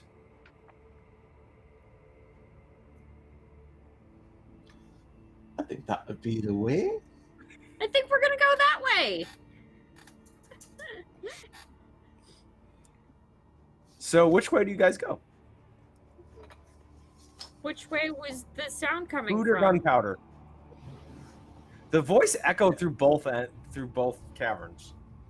Oh, Ah, a ventriloquist. Yeah, it like filled the entire space. Oh, Chai. Chai, you're muted. Chai, muted. I got all excited. Think I'm gonna send my mechanical bunny Okay. down one way. Can you view through your mechanical bunny? It's a familiar, right? It's a familiar, yeah. Okay. So which way are you sending the mechanical bunny? To the food. To the food. So you hop through. Little mechanical bunny just hops, hops, hops. You quickly find yourself in what appears to be a mess room / recreation room, where you see a few kobolds not in gear, just kind of like having looked up now when the voice came through and starting to move off, but there's like plates of food on the tables. But all I see are like kobolds and what You kind see of like food? one or two, you see like a gnome and a dwarf in the corner also moving kind of in generally the same direction. What kind of food? It looks like fairly standard like game, like stuff caught in the local region cooked up. So you see some rabbit, you see some other potentially suspicious mystery meat mixed in, but also like some root vegetables and things like that. There appears to be a valiant attempt to spice the root vegetables and the I'm forgetting the name for rabbit when you cook it, but you know. You show the bunny cooked bunny. That's What do you just want? me. It's the stuff that's in the area. Fair. Okay. It's a mechanical bunny. It's not cannibalism. True. And it's a bunny with a unicorn horn, so and yeah, I would come back to myself and be like, there's some not very appetizing looking food, some kobolds, couple miscellaneous. It doesn't seem to be anything, big in there. Okay, let's go towards the blasting powder then. Oh, fine. Yes. The food wasn't good. What? I We'll mean, have to find I'll be better the judge of that. All right, fair well, When we finish this, we'll get paid and then can go eat real food. let's go get the gunpowder then. Let's get this over with. I'm really hungry, and if that food really sucks, then let's go. I don't have any more pork buns. They're all gone. Oh, your life is hard. Okay, we're gonna go So to yes, the blasting it is. powder. All right, well, then, excellent.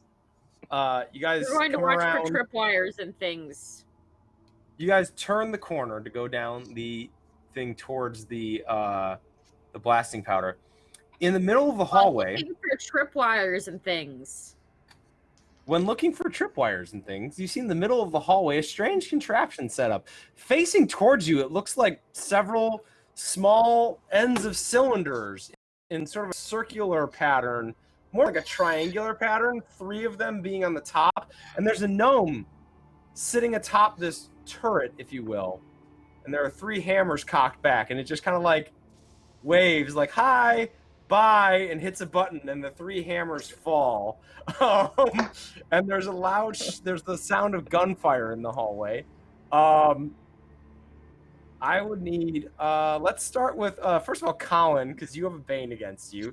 I need you to make a DC 15 dexterity saving throw. Okay.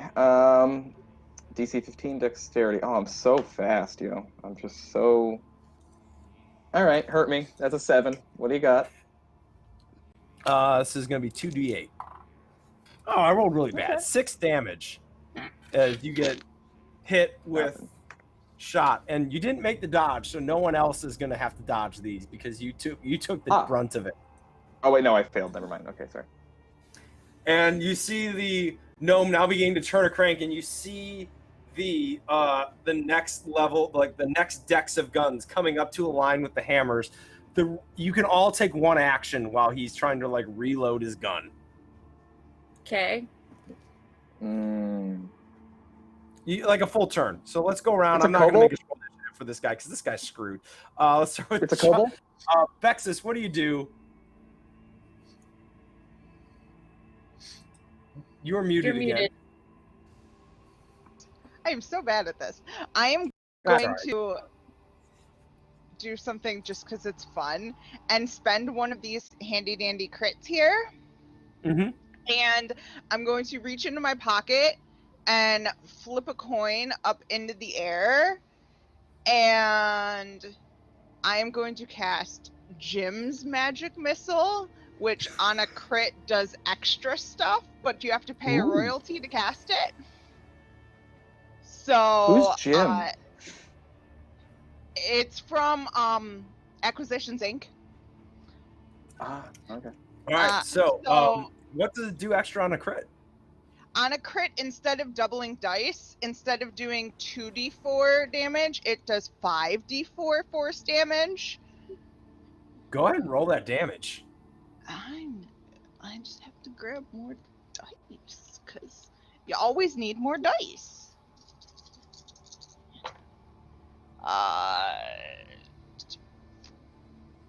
9, because I rolled... No, that's not 9. What are numbers?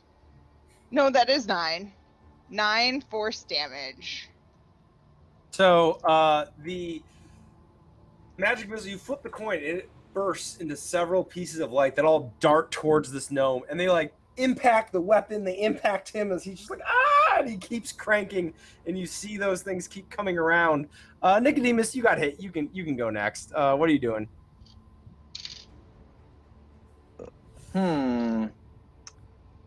It's a gnome, yeah. That's manning. It's a gnome that's manning this. Yeah, there's like a gun turret thing. and a gnome manning it, and I'm just kind of treating it all as one entity. Okay. I'm gonna cast sleep on it. Ooh. Go ahead and cast sleep. Or what's it? It needs an 5d, right? Nope. Oh no, it's a hit point thing. I got 26. Yeah. 5d8. Yeah. So he's just cranking. You see, like the crank slow down, and he just falls off to the side and is snoring on the ground. Yep.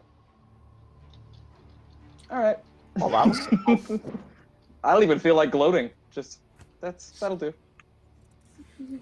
Are we gonna Night-night, finish him Boom-Boom. off so that he doesn't get to turn this thing around and shoot us on the way out? We could do that, or we could tie him up, lead him through Hupperduke, perhaps, have a parade of shame for the little bastard. I'm just gonna go slit his throat. All right. So Isabel just walks over. And Let's all be cool here for a moment. Do you stop? All right. So do you stop when Nicodemus says, "Let's all be cool for a moment"? Yeah, I'll stop if Nicodemus says, "Let's all be cool for a moment." This isn't cool. I thought this was gonna be cool. Oh, don't get me wrong. It would be super cool. It's also like illegal, and we are working for the law. And while I don't agree with this whole concept of, a state, we are still beholden to the rules for as long as they exist. I mean, we're not working to uphold the law. We're working to bring someone in dead or alive, and have now. That one was self-defense. Well, Instead of but discussing, have now gone can we go and tie him up first? This. Yeah, you could definitely do that. Yeah. Yep. Sarah's gonna go tie him up while they discuss, just in case that he wakes up while we're jib-jabbing. There's sure to be a great public show trial for whoever this little rebel is. Why deprive them of that? Because it's quick and easy, and he was firing. Listen, I'm not telling you, Isabel. I'm not telling you how to live your life. Far be it from me. You have your own autonomy. You do as you see fit. I'm merely giving my 2 cents. So with extra for first of more all, prisoners. Streamcat demands attention. Streamcat. With the gunshots having echoed through the cavern, the voice echoes through the cavern again, and it says, "Brothers and sisters, the puppet masters of Hupperduke have sent their agents against us. Rally yourselves.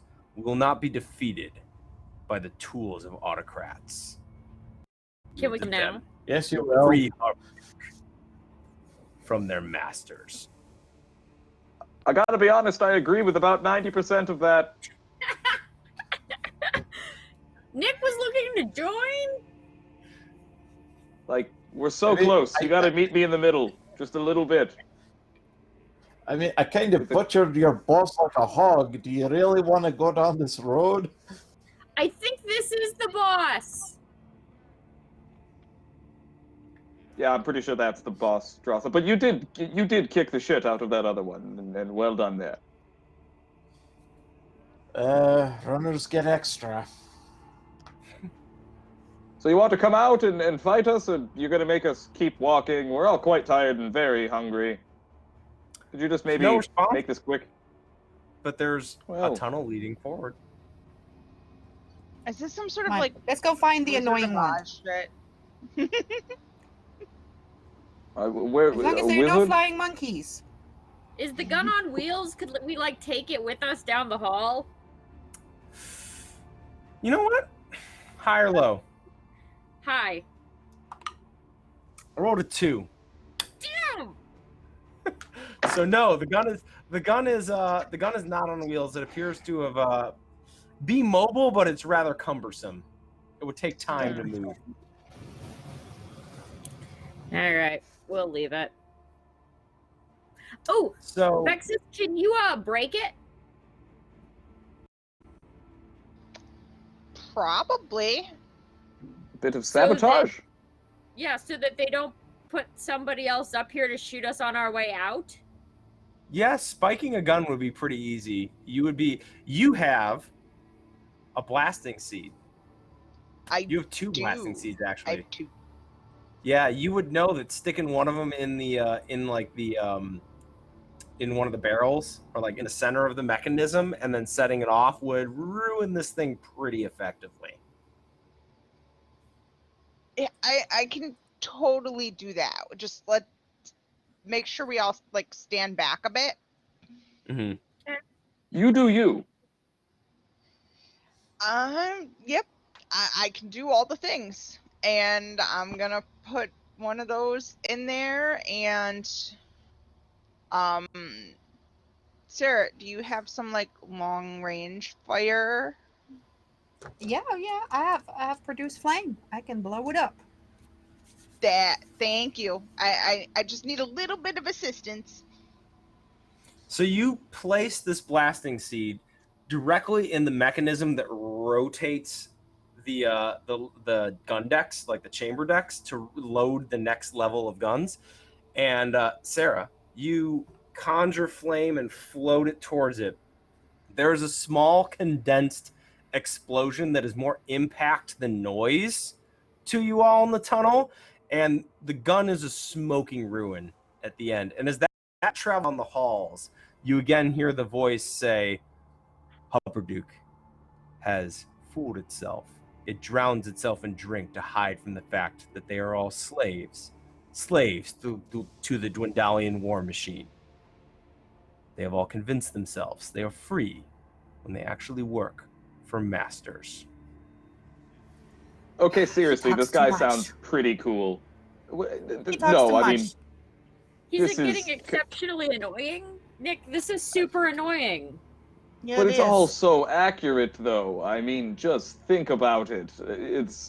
Have you ever stopped to realize the military-industrial complex that drives the Dwendalian Empire? It really is just a shit show. And this person is Sarah speaking turns around truth and to starts power. walking down the hallway. He's not Yeah. speaking Nope. truth to power.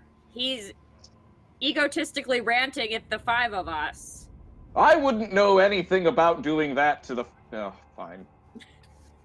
I've made a deal. I do believe in the sacred right of contract law,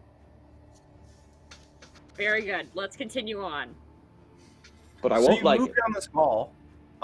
You come to a room that appears to be a storage room with several, what's the word? Barrels. That's the word I'm looking for. Barrels. Barrels, and there are prominent signs posted against the use of open flame in this room. I have an idea. if we blow this room up, will it cave in the whole thing and then we can go home?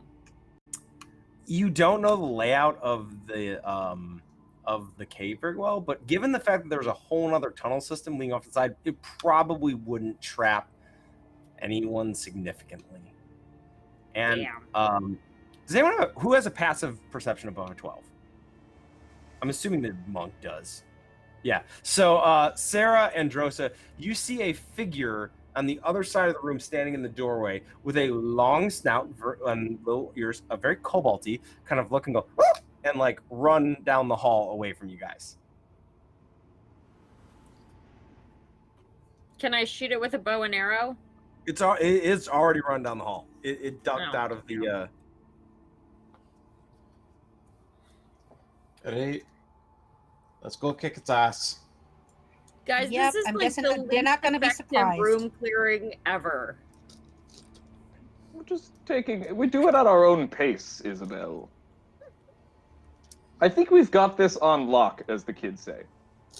We might also want to make sure that the dudes from The the kids from do the say mess this. hall are not coming back and hearing us and coming from our backside to kick us in it. Oh, they So- might have noticed when you blew up a gun.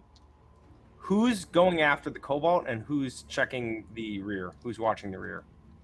I'll run after the kobold. All right, running I'll after the watch the cobalt. rear. All right, Drosa's going after the Rear. cobalt. Nicodemus is watching the rear. Sarah, what are you? The rear. The rear. Bexus. I'm gonna be all sad that I just blew up a piece of tinkering marble and be just like sitting in the middle going, but it was. I know. and just kind of like pouting just- about it. Just pouting at the smoking ruin of a gun. Isabel and Drosa, Yeah, you go and- running around this corner into this hallway, and Drosa, you just as you notice that these aren't natural cave walls. These are worked shaped walls. You see the cobalt standing at the end of the hallway just going like, "Hi!" and it pulls a lever as a door shuts on one end and a door shuts on the other end, and you two are now trapped in a chamber.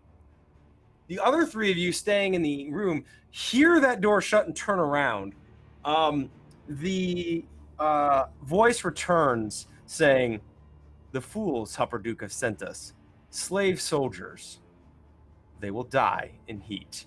And the two of you start feeling the temperature in the room start to build as steam vents start feeding steam into the room that you're in, and you're going to take initially 3 points of damage from steam jetting out.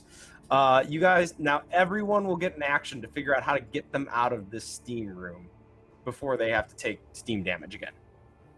So I will let's start with team in the trap. Isabel and Drosa, what are you attempting to do in this room? I'm going. Oh, you want to go first, Drosa? No, I'm just looking over my equipment to see if I have anything. My investigation's pretty decent. Can I investigate to see if there's a lever or a mechanism or a hidden door or something to open in case somebody got in here wrong? Roll me an investigation check. 17. 17. You run over, the steam starts shooting out, you kind of like brush it aside, you get to the door and you look at it, and it's a very worked door, and you notice a section off to the side. You just like, you're in hybrid form, right? Yep.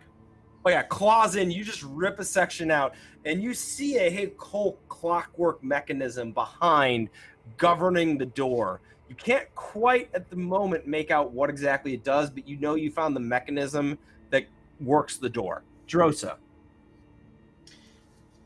Oh boy. I don't suppose my blacksmith tools would do me any good here. I would say, yeah, go over there. Drosa, I found a thing. It's going to be a little awkward, but you would need thieves' tools to do this. I will say you can use blacksmith tools at disadvantage to get the door open. Fair enough. Fair enough. These two. So, Dex plus proficiency. Yes. Okay. Okay. Okay. The lower of the two is 16. Well, then, the check that you were looking for was a 16. So I guess this trap wasn't as deathy as I thought it was going to be. As Drosa comes over, takes out like 2 shaping tools for your axe, like 2 of the detailing things that you'd normally hammer in, and you start wielding them with an incredible dexterity as you poke them in between. You find the mechanism in there that would open the door. You turn it open, and both doors open, and you have just a kobold sitting there, like letting the handle go, starting to walk away, turn and look at you both and goes, "Oh, shit." You really didn't think it would be that easy, did you? So, Isabel and Can I kill Drosa, this you one? have earned this. Go ahead. You can go ahead and take free attacks on this kobold. With pleasure. With my claws, because I'm ticked. It's only a 14. 14? Yeah, that hits a kobold. Drosa, what do you're swinging your axe. What are you hitting with? 12. With the 12. battle axe. All right, you can roll me damage, but I think the two of you 7. minimum damage will both kobold. Alright. What'd you get, Laura? 7. 7. Drosa? 8. 8. So, team not in the trap. You all turn and go like, "Oh no!" You run to the door, and then suddenly the doors just open, and you hear a kobold go, "Ah!" and just end as you see Isabel and Drosa standing over a kobold with just a little bit of slightly very light 1st-degree steam burns on their sides. Yeah. If it were just a little bit more controlled, maybe like water poured over some hot rocks, that could almost be a pleasurable experience. Ooh, Yeah. I like your entrepreneurial spirit. There's a market for this. Diffuser? Hey guys, so earlier tonight when we were talking to the lady who... Anyway, somebody gave us health potions. Does someone still have those? I have one. Would you like it? I'm not yet quite, but almost at half health. So I probably should either do that or I should stop looking like a tiger. I can Yeah, also do cure wounds if you like me to. I can Let's just drink touch the you. potion That came out first. wrong. I can always I can lay on. You know what I mean? It's a thing we can Yeah, Okay, shake actually- hands. That would work fine. That we can that's do that. fine. Let's do that, and Drosa, you keep the health because you're on the front lines, and I'll take lay on hands. Fair enough. Very good. Boys. Let's do this. Let's just sort of do this very business-like, if you don't mind, Isabel. High The five. voice booms back through the room. It says, "Leave the slaves to me. Clear a path. I will deal with them myself." Thank you. That's what we were looking for. Excellent. That saves Very us good. A lot of trouble. How many hit points do you need, by the way, Isabel? I I got 15 to give you. currently- I am not down 15, so hold on, let me see. This is like math. Like 7? normal math, not reverse math. You need 7? Yes. All right. You get a 7 HP high five. The best high five you've ever had in your life. Awesome. It's like those cats with the extra claw. Yep. Yeah. There you go. Get back in the game, champ. Excellent. Yeah, if that was a little bit more steamy, I might have turned around and tried to attack Drosa, and we just really don't want to do that, so... I Oh, appreciate the restraint. It was very considerate of you. So to be fair, I did most of that damage to myself. But... How's the it in that way? The whole steam thing did you find that relaxing? It seemed like it might be. I was kind of furry, so it was a little too hot. Oh, I But see. Yeah, that makes sense. I think if I wasn't furry, it might have been okay. I don't know. You're not the target customer for this, No. I don't believe. But there is something continue here. on. They're clearing the way. We'll come back to certainly. this. Yeah. Well, Bexus, Before keep that you- in the back of your head. That might be a cool thing to use. We're all gonna open a sauna franchise after this adventure. Sorry, guys. Next one is just them running a like Russian bathhouse. That is the next. It's just The whole accounting. next season is just day-to-day That business serves in brunch. a Russian bathhouse. Yep. That is what we're doing. We're just going to be interviewing Right. potential janitors for our bathhouse for a whole session. Try and find the best chef for the best sauce hollandaise so we can up our brunch game. Oh, I got to find someone Yeah. who can make some damn hollandaise. Yeah, that's very important to me. And I And can, then I can that try and one make some episode alcohol. about halfway through when the pipes stop working and we got to go fix it. Oh man. Oh, Maintenance, yeah. daily maintenance. Much. Oh, man, Does anyone those have the pipes are mending just Falls big on hard enough. times. So Yeah. now, before you see the hallway leads forward into like another set of like branchings, but you see there was a door very similar to the door that closed the trap open. And beyond it is darkness. You cannot see into that room.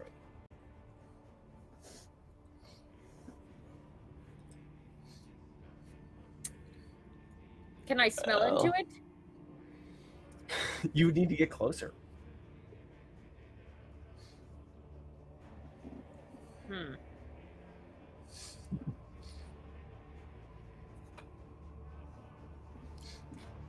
Does anybody have any magic-y things that make light?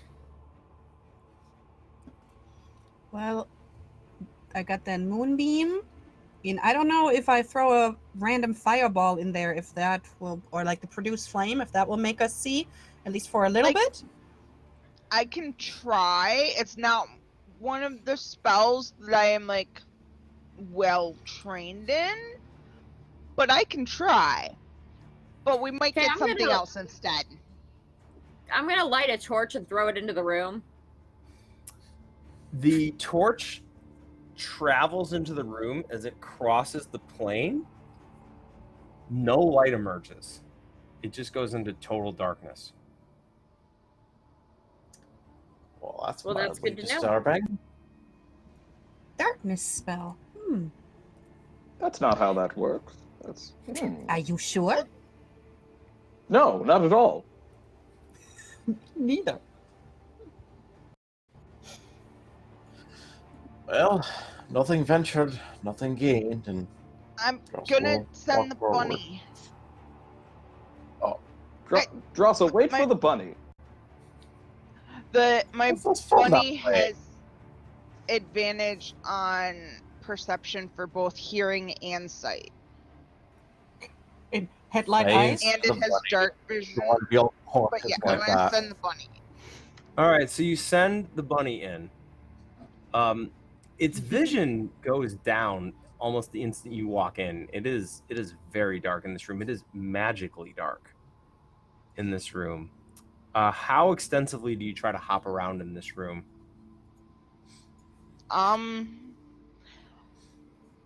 Probably not like super far, but I would probably go in maybe like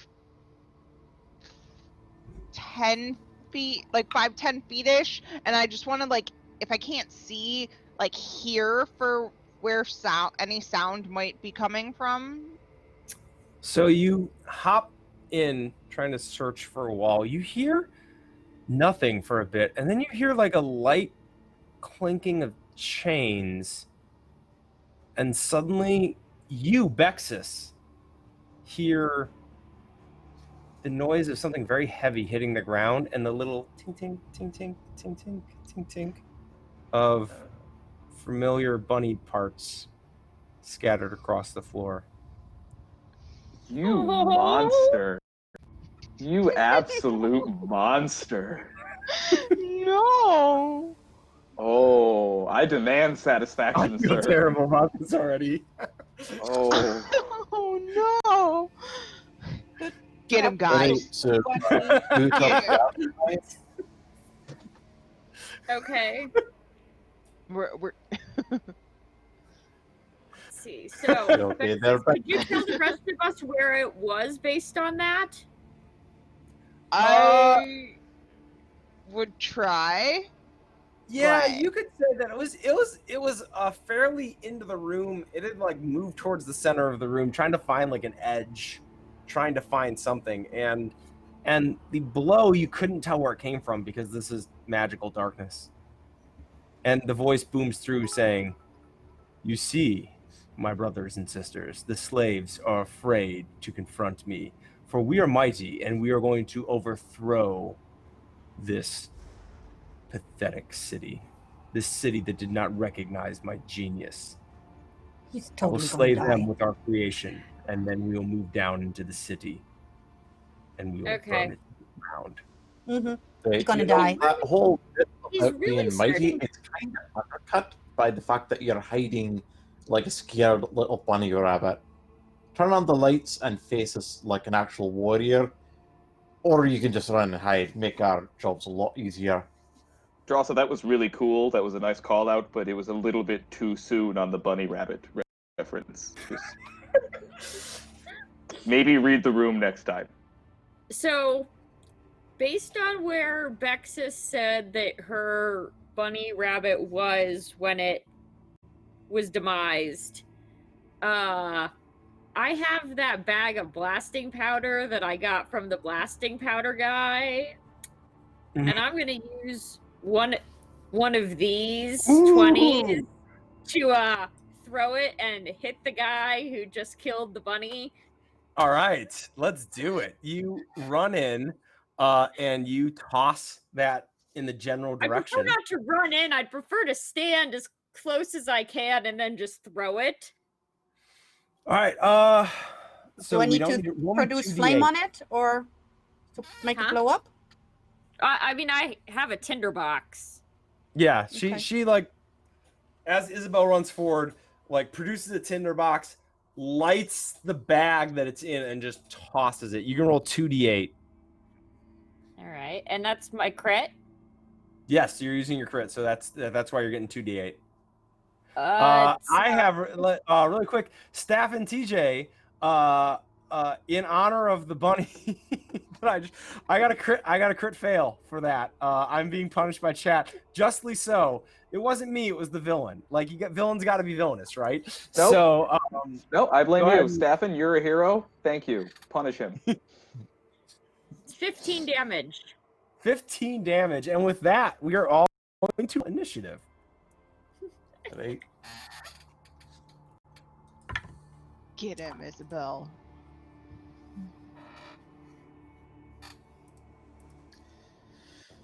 Oh boy. All right, so let's go around. Bexis, what did you roll? 13. 13. Outstanding. What is going on here? All right. All right, 13. I'm seeing all that coming in. So it's looking like Isabel, what did you roll? 18. Sorry, that was 18? me. All right, so Isabel rolled an 18. So Isabel, after chucking that in, you are now going first, it appears. The room is still dark, and you heard the explosion go off, though nothing has come of it. Okay. I'm gonna walk into the room. Can I smell him? You can roll. Yes, you can smell like oil and other mechanical liquids coming from the right side of the room. Okay. Joseph, real quick, your initiative. Are you Just muted? got Okay. 4. 4? Okay. Alrighty. So, what do you do, Isabel? Well, I'm gonna go attack whatever I smell that's, killing bunnies. Okay. I'm going to say, because you still cannot see it, it's going to be a roll with disadvantage, but you know where it is. So if you hit, you hit. Not one of those, like, you don't know if you're actually attacking it. Okay. You know what? I'm going to use my other crit and just hit it. Go for it. All right, so roll double damage. And I still have my right damage going. So I get that as well. All right. With my scimitar. Make sure I'm rolling the right dice. The 6s, not the 8s. That's important. All right.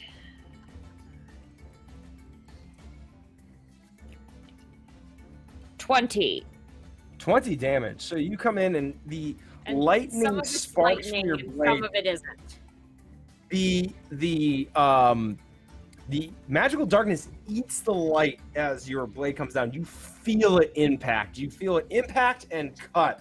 And with that, the magical darkness drops and you see 2 glowing eyes appear and they raise up. They're originally like at your level, and they start coming up, up, up until they're twice as tall as you. And you see a massive automaton standing before you. And it just kind of like, your blade is like buried in its arm. And you come up and you pull it out as it stands up. And it just kind of like shakes its shoulders and stands before you. And within it, you can see a human figure inside the armor piloting it. Would you like to do anything else? Yeah, I still have a bonus action to hit it again. Please, by all means, hit it again. Does it look like it's been blown up by any chance? It looks like it's got some blast marks on it, yeah. Excellent, excellent. All right. That's going to 24 to hit. 24 hits, weirdly enough. Okay. And this one does not get the right damage, so it's just going to be 10 damage. 10 damage, all right. And then I'm going to back up so I'm not standing right next to it. All right, sounds good. As you like slash it again and like immediately back up. If you're backing up, it will get an opportunity attack. That's fine. It only gets one around. I am going to use one of my crits. Oop, one of those. As a giant metallic fist comes flying out of the corner and catches you upside the head. Oh, I rolled 2 1s and 2 5s. That is incredibly average, remarkably average. That is dead on. That is going to be 16 damage as this fist just comes across your face and knocks you. Roll me a con check. Well, hold on. Before that, is this happen to be non-magical, non-silvered bludgeoning damage by any chance? It is. Then I only take half of that. Then you would take half. I need you to roll me a DC 15 con saving throw. Okay.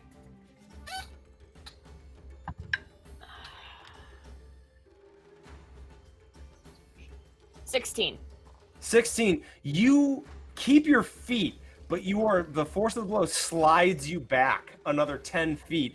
And the rest of you now see the darkness transition to regular darkness as the torch is still burning in the middle of the room, illuminates what appears to be a workspace with like some chains holding like pieces for work and things like that. And you see Isabel like kind of just like sliding back on her feet, being forced back into the center of the room, and you see this giant automaton armored suit clunking towards her. It hits really hard, guys. Up next is Sarah. All right. So, I want to use my bonus action to cast Healing Word at the 2nd level. and on Isabella, it says Okay. it's 60 feet. Yeah, you got it. Go ahead and roll. Go ahead and roll your. Go make your roll for health. All right, that is 12. 12 puts me healing back to up Isabel. max. Yes, Excellent. yes, I got lucky for that. That was. We picked the right dice. We picked the right That was pretty good. dice. Excellent. Healing word of the bonus action. So, what would you like to do with your action? With my action, I would like to use heat metal on the automaton. Ooh. And All right. Ooh. What? Wait. What's is heat metal is a save? Is it not? let me see. Doesn't say so. So choose a manufactured metal object such as metal weapon, pseudo heavy armor. It will glow red hot. Any creature in physical contact with the object takes 2d8 fire damage when you cast the spell. Yeah. Oh, all right. So no save. Yeah. Outstanding. So go ahead and roll me 2d8. Only for dropping it. You know. Oh, okay. Let's Alright. still. There's a person inside it, which makes it treat it like armor. So let's go ahead and roll because that it says 2d8. if a creature is holding or wearing the object and takes the damage from it, the creature must succeed on a Constitution savings throw or drop the object. If they can't drop it, they get disadvantage on the attack rolls and ability checks until the next turn. Excellent. So a disadvantage. So go ahead and roll me 2d8 because he can't drop it. He's literally inside it. Right. 2d8. A d8. That is 11. 11 damage. So as you hold out your hand and you see parts of the armor start to glow, and you just hear inside a voice go, "Ah!" and like a cry of pain. It says, "You insufferable slaves to autocracy, I will crush all of you." Right. And that's a concentration spell, so I'm going to keep that up so that I can keep it up for a minute, Ooh. and I can use a bonus action to do the same damage again when it's my turn. All right. I do believe it is now. Drosa, what did you? Well, hold on. Drosa rolled a 13. So, oh no, sorry. Brexis rolled a 13.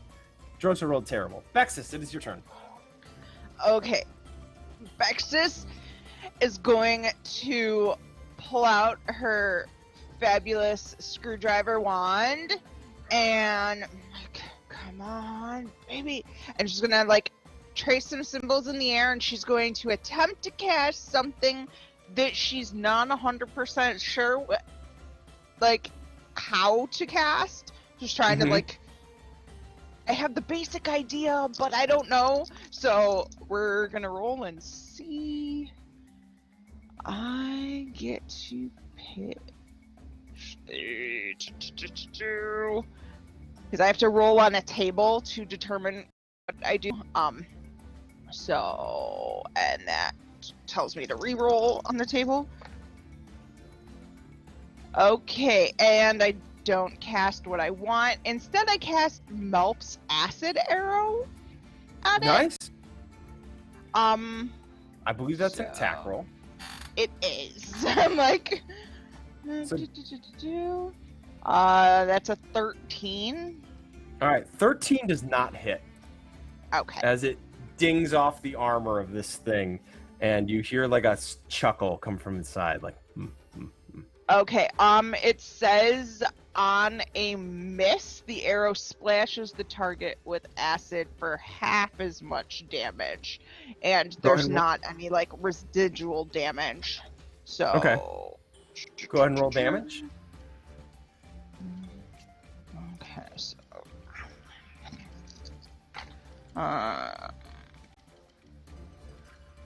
4 and 5 is 9, so half of 9. All right, so that'll However be. you roll that. Yeah, we'll say 5. We'll round up. So, all right. So now it is Nicodemus's turn. Look to the rebellion leader inside his automaton and say to him, I've found many of your ideas to be quite appealing, and I would would relish the opportunity to just have a conversation between the two of us. So why don't we just leave everyone else out of this, and you and I just sit down and have a good. Well, I don't drink personally, but maybe have a cup of decaffeinated coffee and discuss these. This is a long-winded way of saying that I'm casting Compelled Duel on him as a bonus action. What is the save on this one? It is a Wisdom saving throw, DC 13. So the armor grants him magic resistance, so he gets to roll with advantage against magic. Nick, do you want to? Can I give him a crit fail? You can. Yeah. What do you say, guys? Yeah. All right. So, all right. You see, it's the metallic head turns to you and locks in on you, and it just like we're gonna get to this. This is mostly flavor. Actually, no, it's this thing's turn. Do you have anything else that you'd like to do? I mean, that was just my bonus action, homie. So I got plenty I could do. Go ahead. I will. So I will because Isabel's gonna get a opportunity attack here in a second.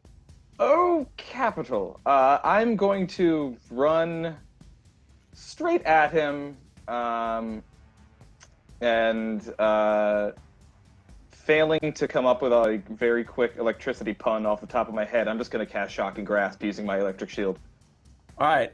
Roll with advantage. Oh, wonderful! Yes. What's the advantage for? Shock and Grasp versus metal. Oh, that's right. That's right. I don't know why I'm looking a gift horse in the mouth here, but yes, that is another natural 20. So for a total of 25. That's with the fine craftsmanship here. Yo, Bexus, my girl. Okay, so that is 2d8, yes? Yep, go ahead and roll it.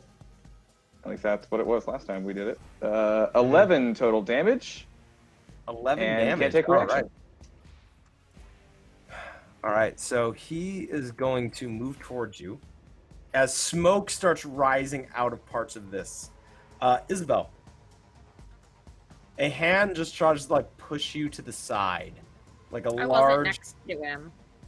Oh, you're right. You moved back. Nobody was next to this thing.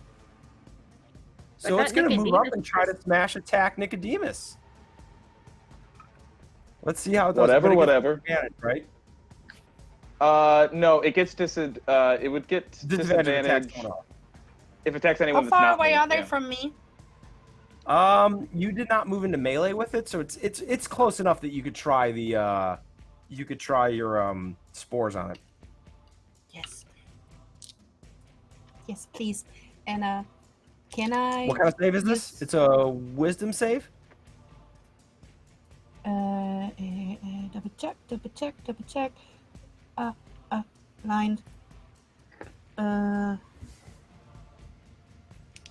Constitution. Constitution. It rolls with advantage because of the resistance. It rolled a 19 on the dice, it resists it. And then on its attack, I also rolled a 19 on the smash attack.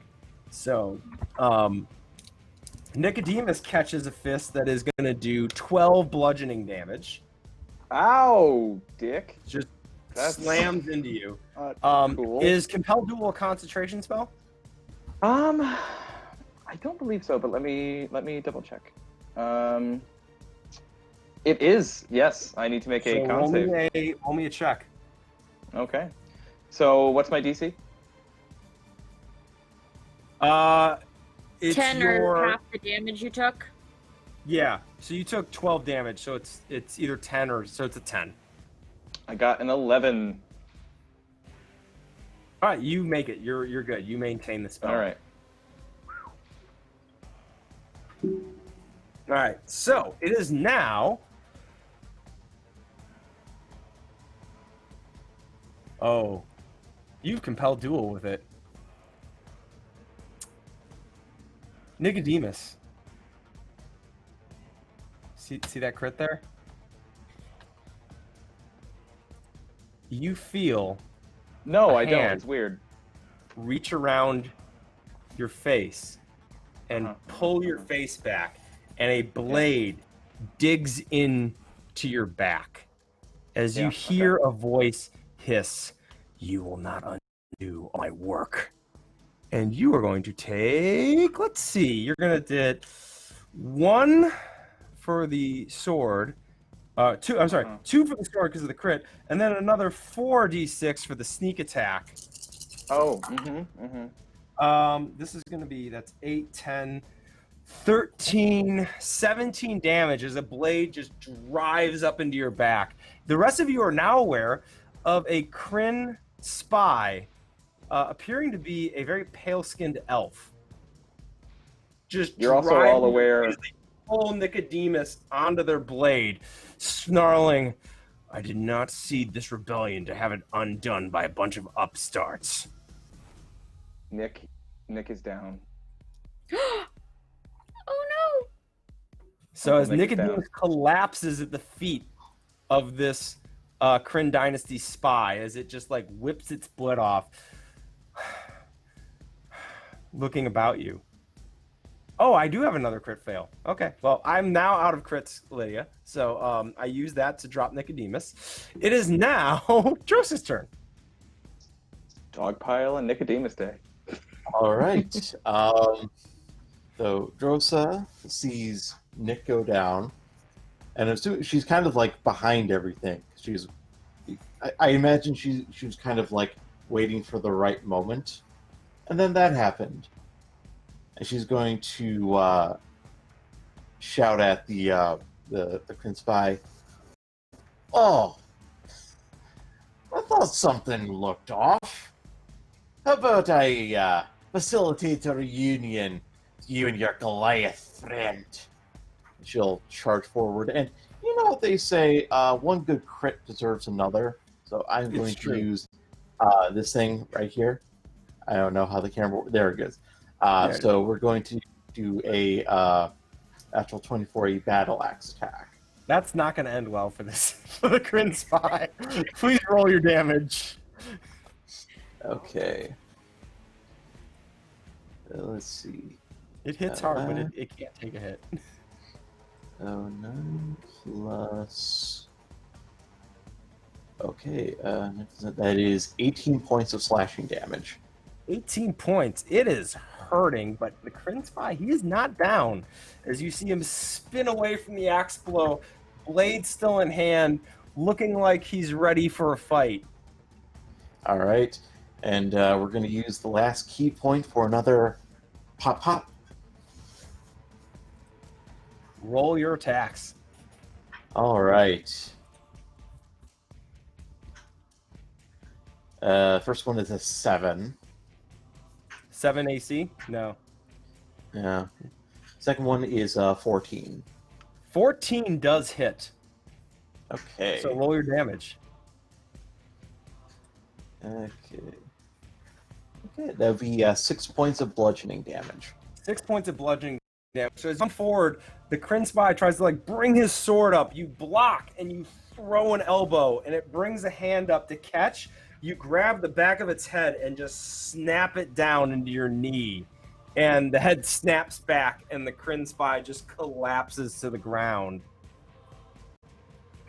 Oh, that felt so good. So that is Not down, gonna and lie. now all that's left to deal with is the giant, angry automaton. Yeah. Speaking of which, heading back up to the top of initiative with Isabel. Excellent. I will run towards it and slicey slice. All right, please roll your slices. All right. The first one is a 24 to hit. 24 definitely hits. Yeah. And this one has the right damage.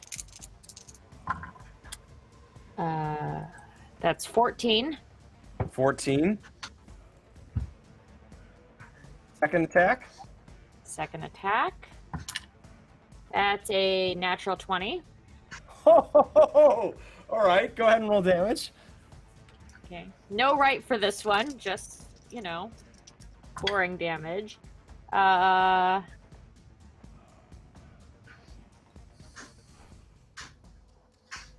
13 damage. So, as you activate your right, we're going like full. You run at it, arms behind you. As it swings an arm at you, you slide under, and the lightning now fills the room with light as you slice clean through its left leg. And it collapses down and has to plant a hand as you flip up and just reverse your blade, and you drive it through one of the openings in the armor into the human pilot's head. And you just twist and pull out, and there is a small gout of blood that comes out, and the machine goes dead.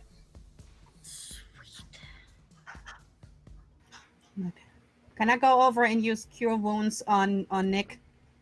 You may. And, Fighting as a I would, tiger is so cool. I would like to use my crit on that. Can I?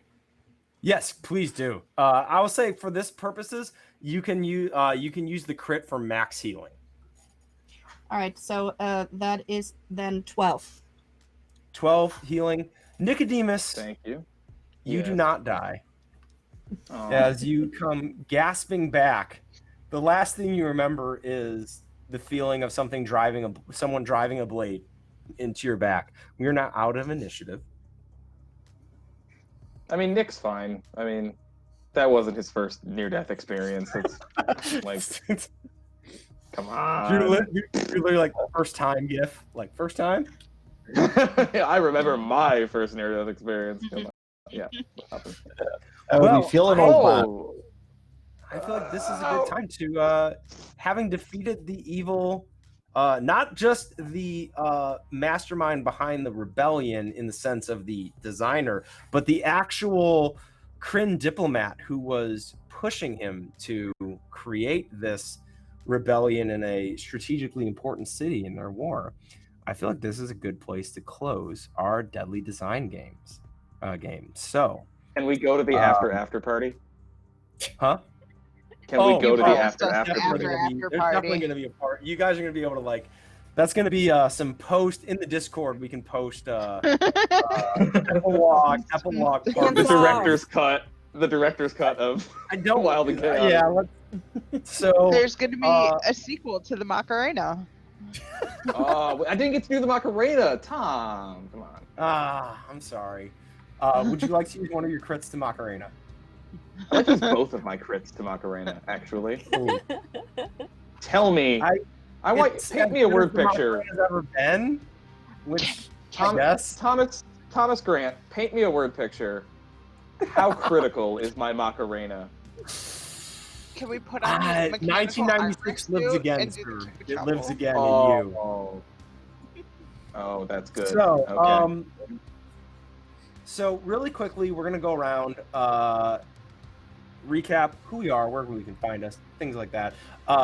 So starting over with, I know this is a community game.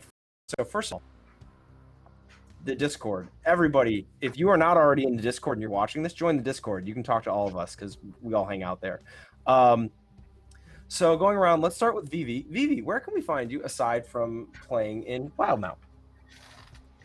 Well, you can find me here on Twitch as Vivacia, where I'm normally a variety streamer if I can get my butt off the couch and actually do stream. I am here with you guys, and I'm still playing in a Call of Cthulhu in the Wild West game every second Tuesday because we were supposed to be done, but thunderstorms and internet get in the way. That is on Uncanny Adventures. On the Twitter, you can find me as Miss Vivacia, where I'm opinionated and sometimes funny, I think, but mostly on all kinds of Discords, and now here with these guys. Steve, where can we find you? So you can find me on Twitter using this here Twitter handle. Not super active on that. Probably gonna be posting some pics from working down at the lakes, the many lakes in this county. But aside from that, I do also play over on Mimics and Monstrosities, where I play Sifrin von Brunt, the tiefling alchemist, with another accent that Lydia is going to strangle me in my sleep for. And We just got through the Bleeding Citadel, and so we're getting to the end of Descending to Avernus. Are you looking at the green room chat, Steve? Yes, I'm not. Lydia is never So, going to talk to you ever again. Steve's brand is encapsulated in lake pictures and accents to drive Lydia absolutely fucking insane. It is the best thing ever. So,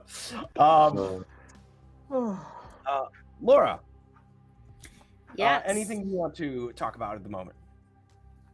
Well, I'm between a lot of things at the moment, but you can nominally find me on Instagram at shiny_math_rocks, where I am learning to make my own resin dice. Though we are in a bit of a down peak on pictures there, because as we have learned, the more times that husbands and 3-year-olds are home, the less times there are to do anything you want yourself. So making dice has sort of ebbed a bit. I feel But it will be back. Colin, where can we find you? Here for right now, I think. Last Horizon just ended. And by the way, thank you, because this was like the perfect post Last Horizon cleanse that was so desperately needed. After ending that on like the saddest note imaginable, this was exactly what I needed. But yeah, it's basically here for right now. What the hell else do I do? Nothing. For now. But hey, we'll keep you updated as time goes on. But thanks for. It's so good to have the band back together, guys. This was so much fun. This is such a fun group. Before I start gushing, Chai, where can we find you? Hi, you can find me on Twitter at girlychai. I am in many Discords and stuff as Chai or Indiragosa here on Twitch. Coming up on July, I don't know how to talk. On July 12th, I will be starting a new campaign on the Roll Society on Twitch, where I will be playing a Zedalia, a Irani high elf, chronogist wizard / Echo Knight fighter. So that's going to be new. And also that is at 9 a.m. EDT. And also Sunday on the 12th at 8 p.m. EDT on Roll the Roll on Twitch, I will be playing Giandriel, a little gnome circus-born war priest. So that's where I'm learning to play Pathfinder in that one. I don't watch me flail and not know what I'm doing, but we have fun. And I am so glad that we've got this team going on. Like, I have so much fun playing in our Chaos Chorus community games. It is a blast, and I can't wait for what comes next. So, speaking of what comes next, this game right now, this is the end of the current Encounter Roleplay season. We are taking a multi-week break.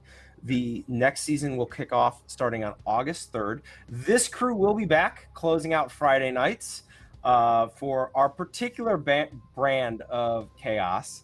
Until then, if you find yourself wanting additional Encounter Roll content, we encourage you to go to Twitch and to YouTube. If you're watching this on YouTube, hello, this is past us. To watch all of the great shows from last season, be it Last Horizon and Gala of the Damned, if you want horrendously tear-jerking finales, and some other fantastic shows that seriously every show this season was absolutely phenomenal. You got 3 weeks, go check them out. Encounter Roleplay both on Twitch and on YouTube. Please check those out. But until then, we'll see you on the week of August 3rd. Have a good night and have a fantastic little break where you can watch some VODs. Bye.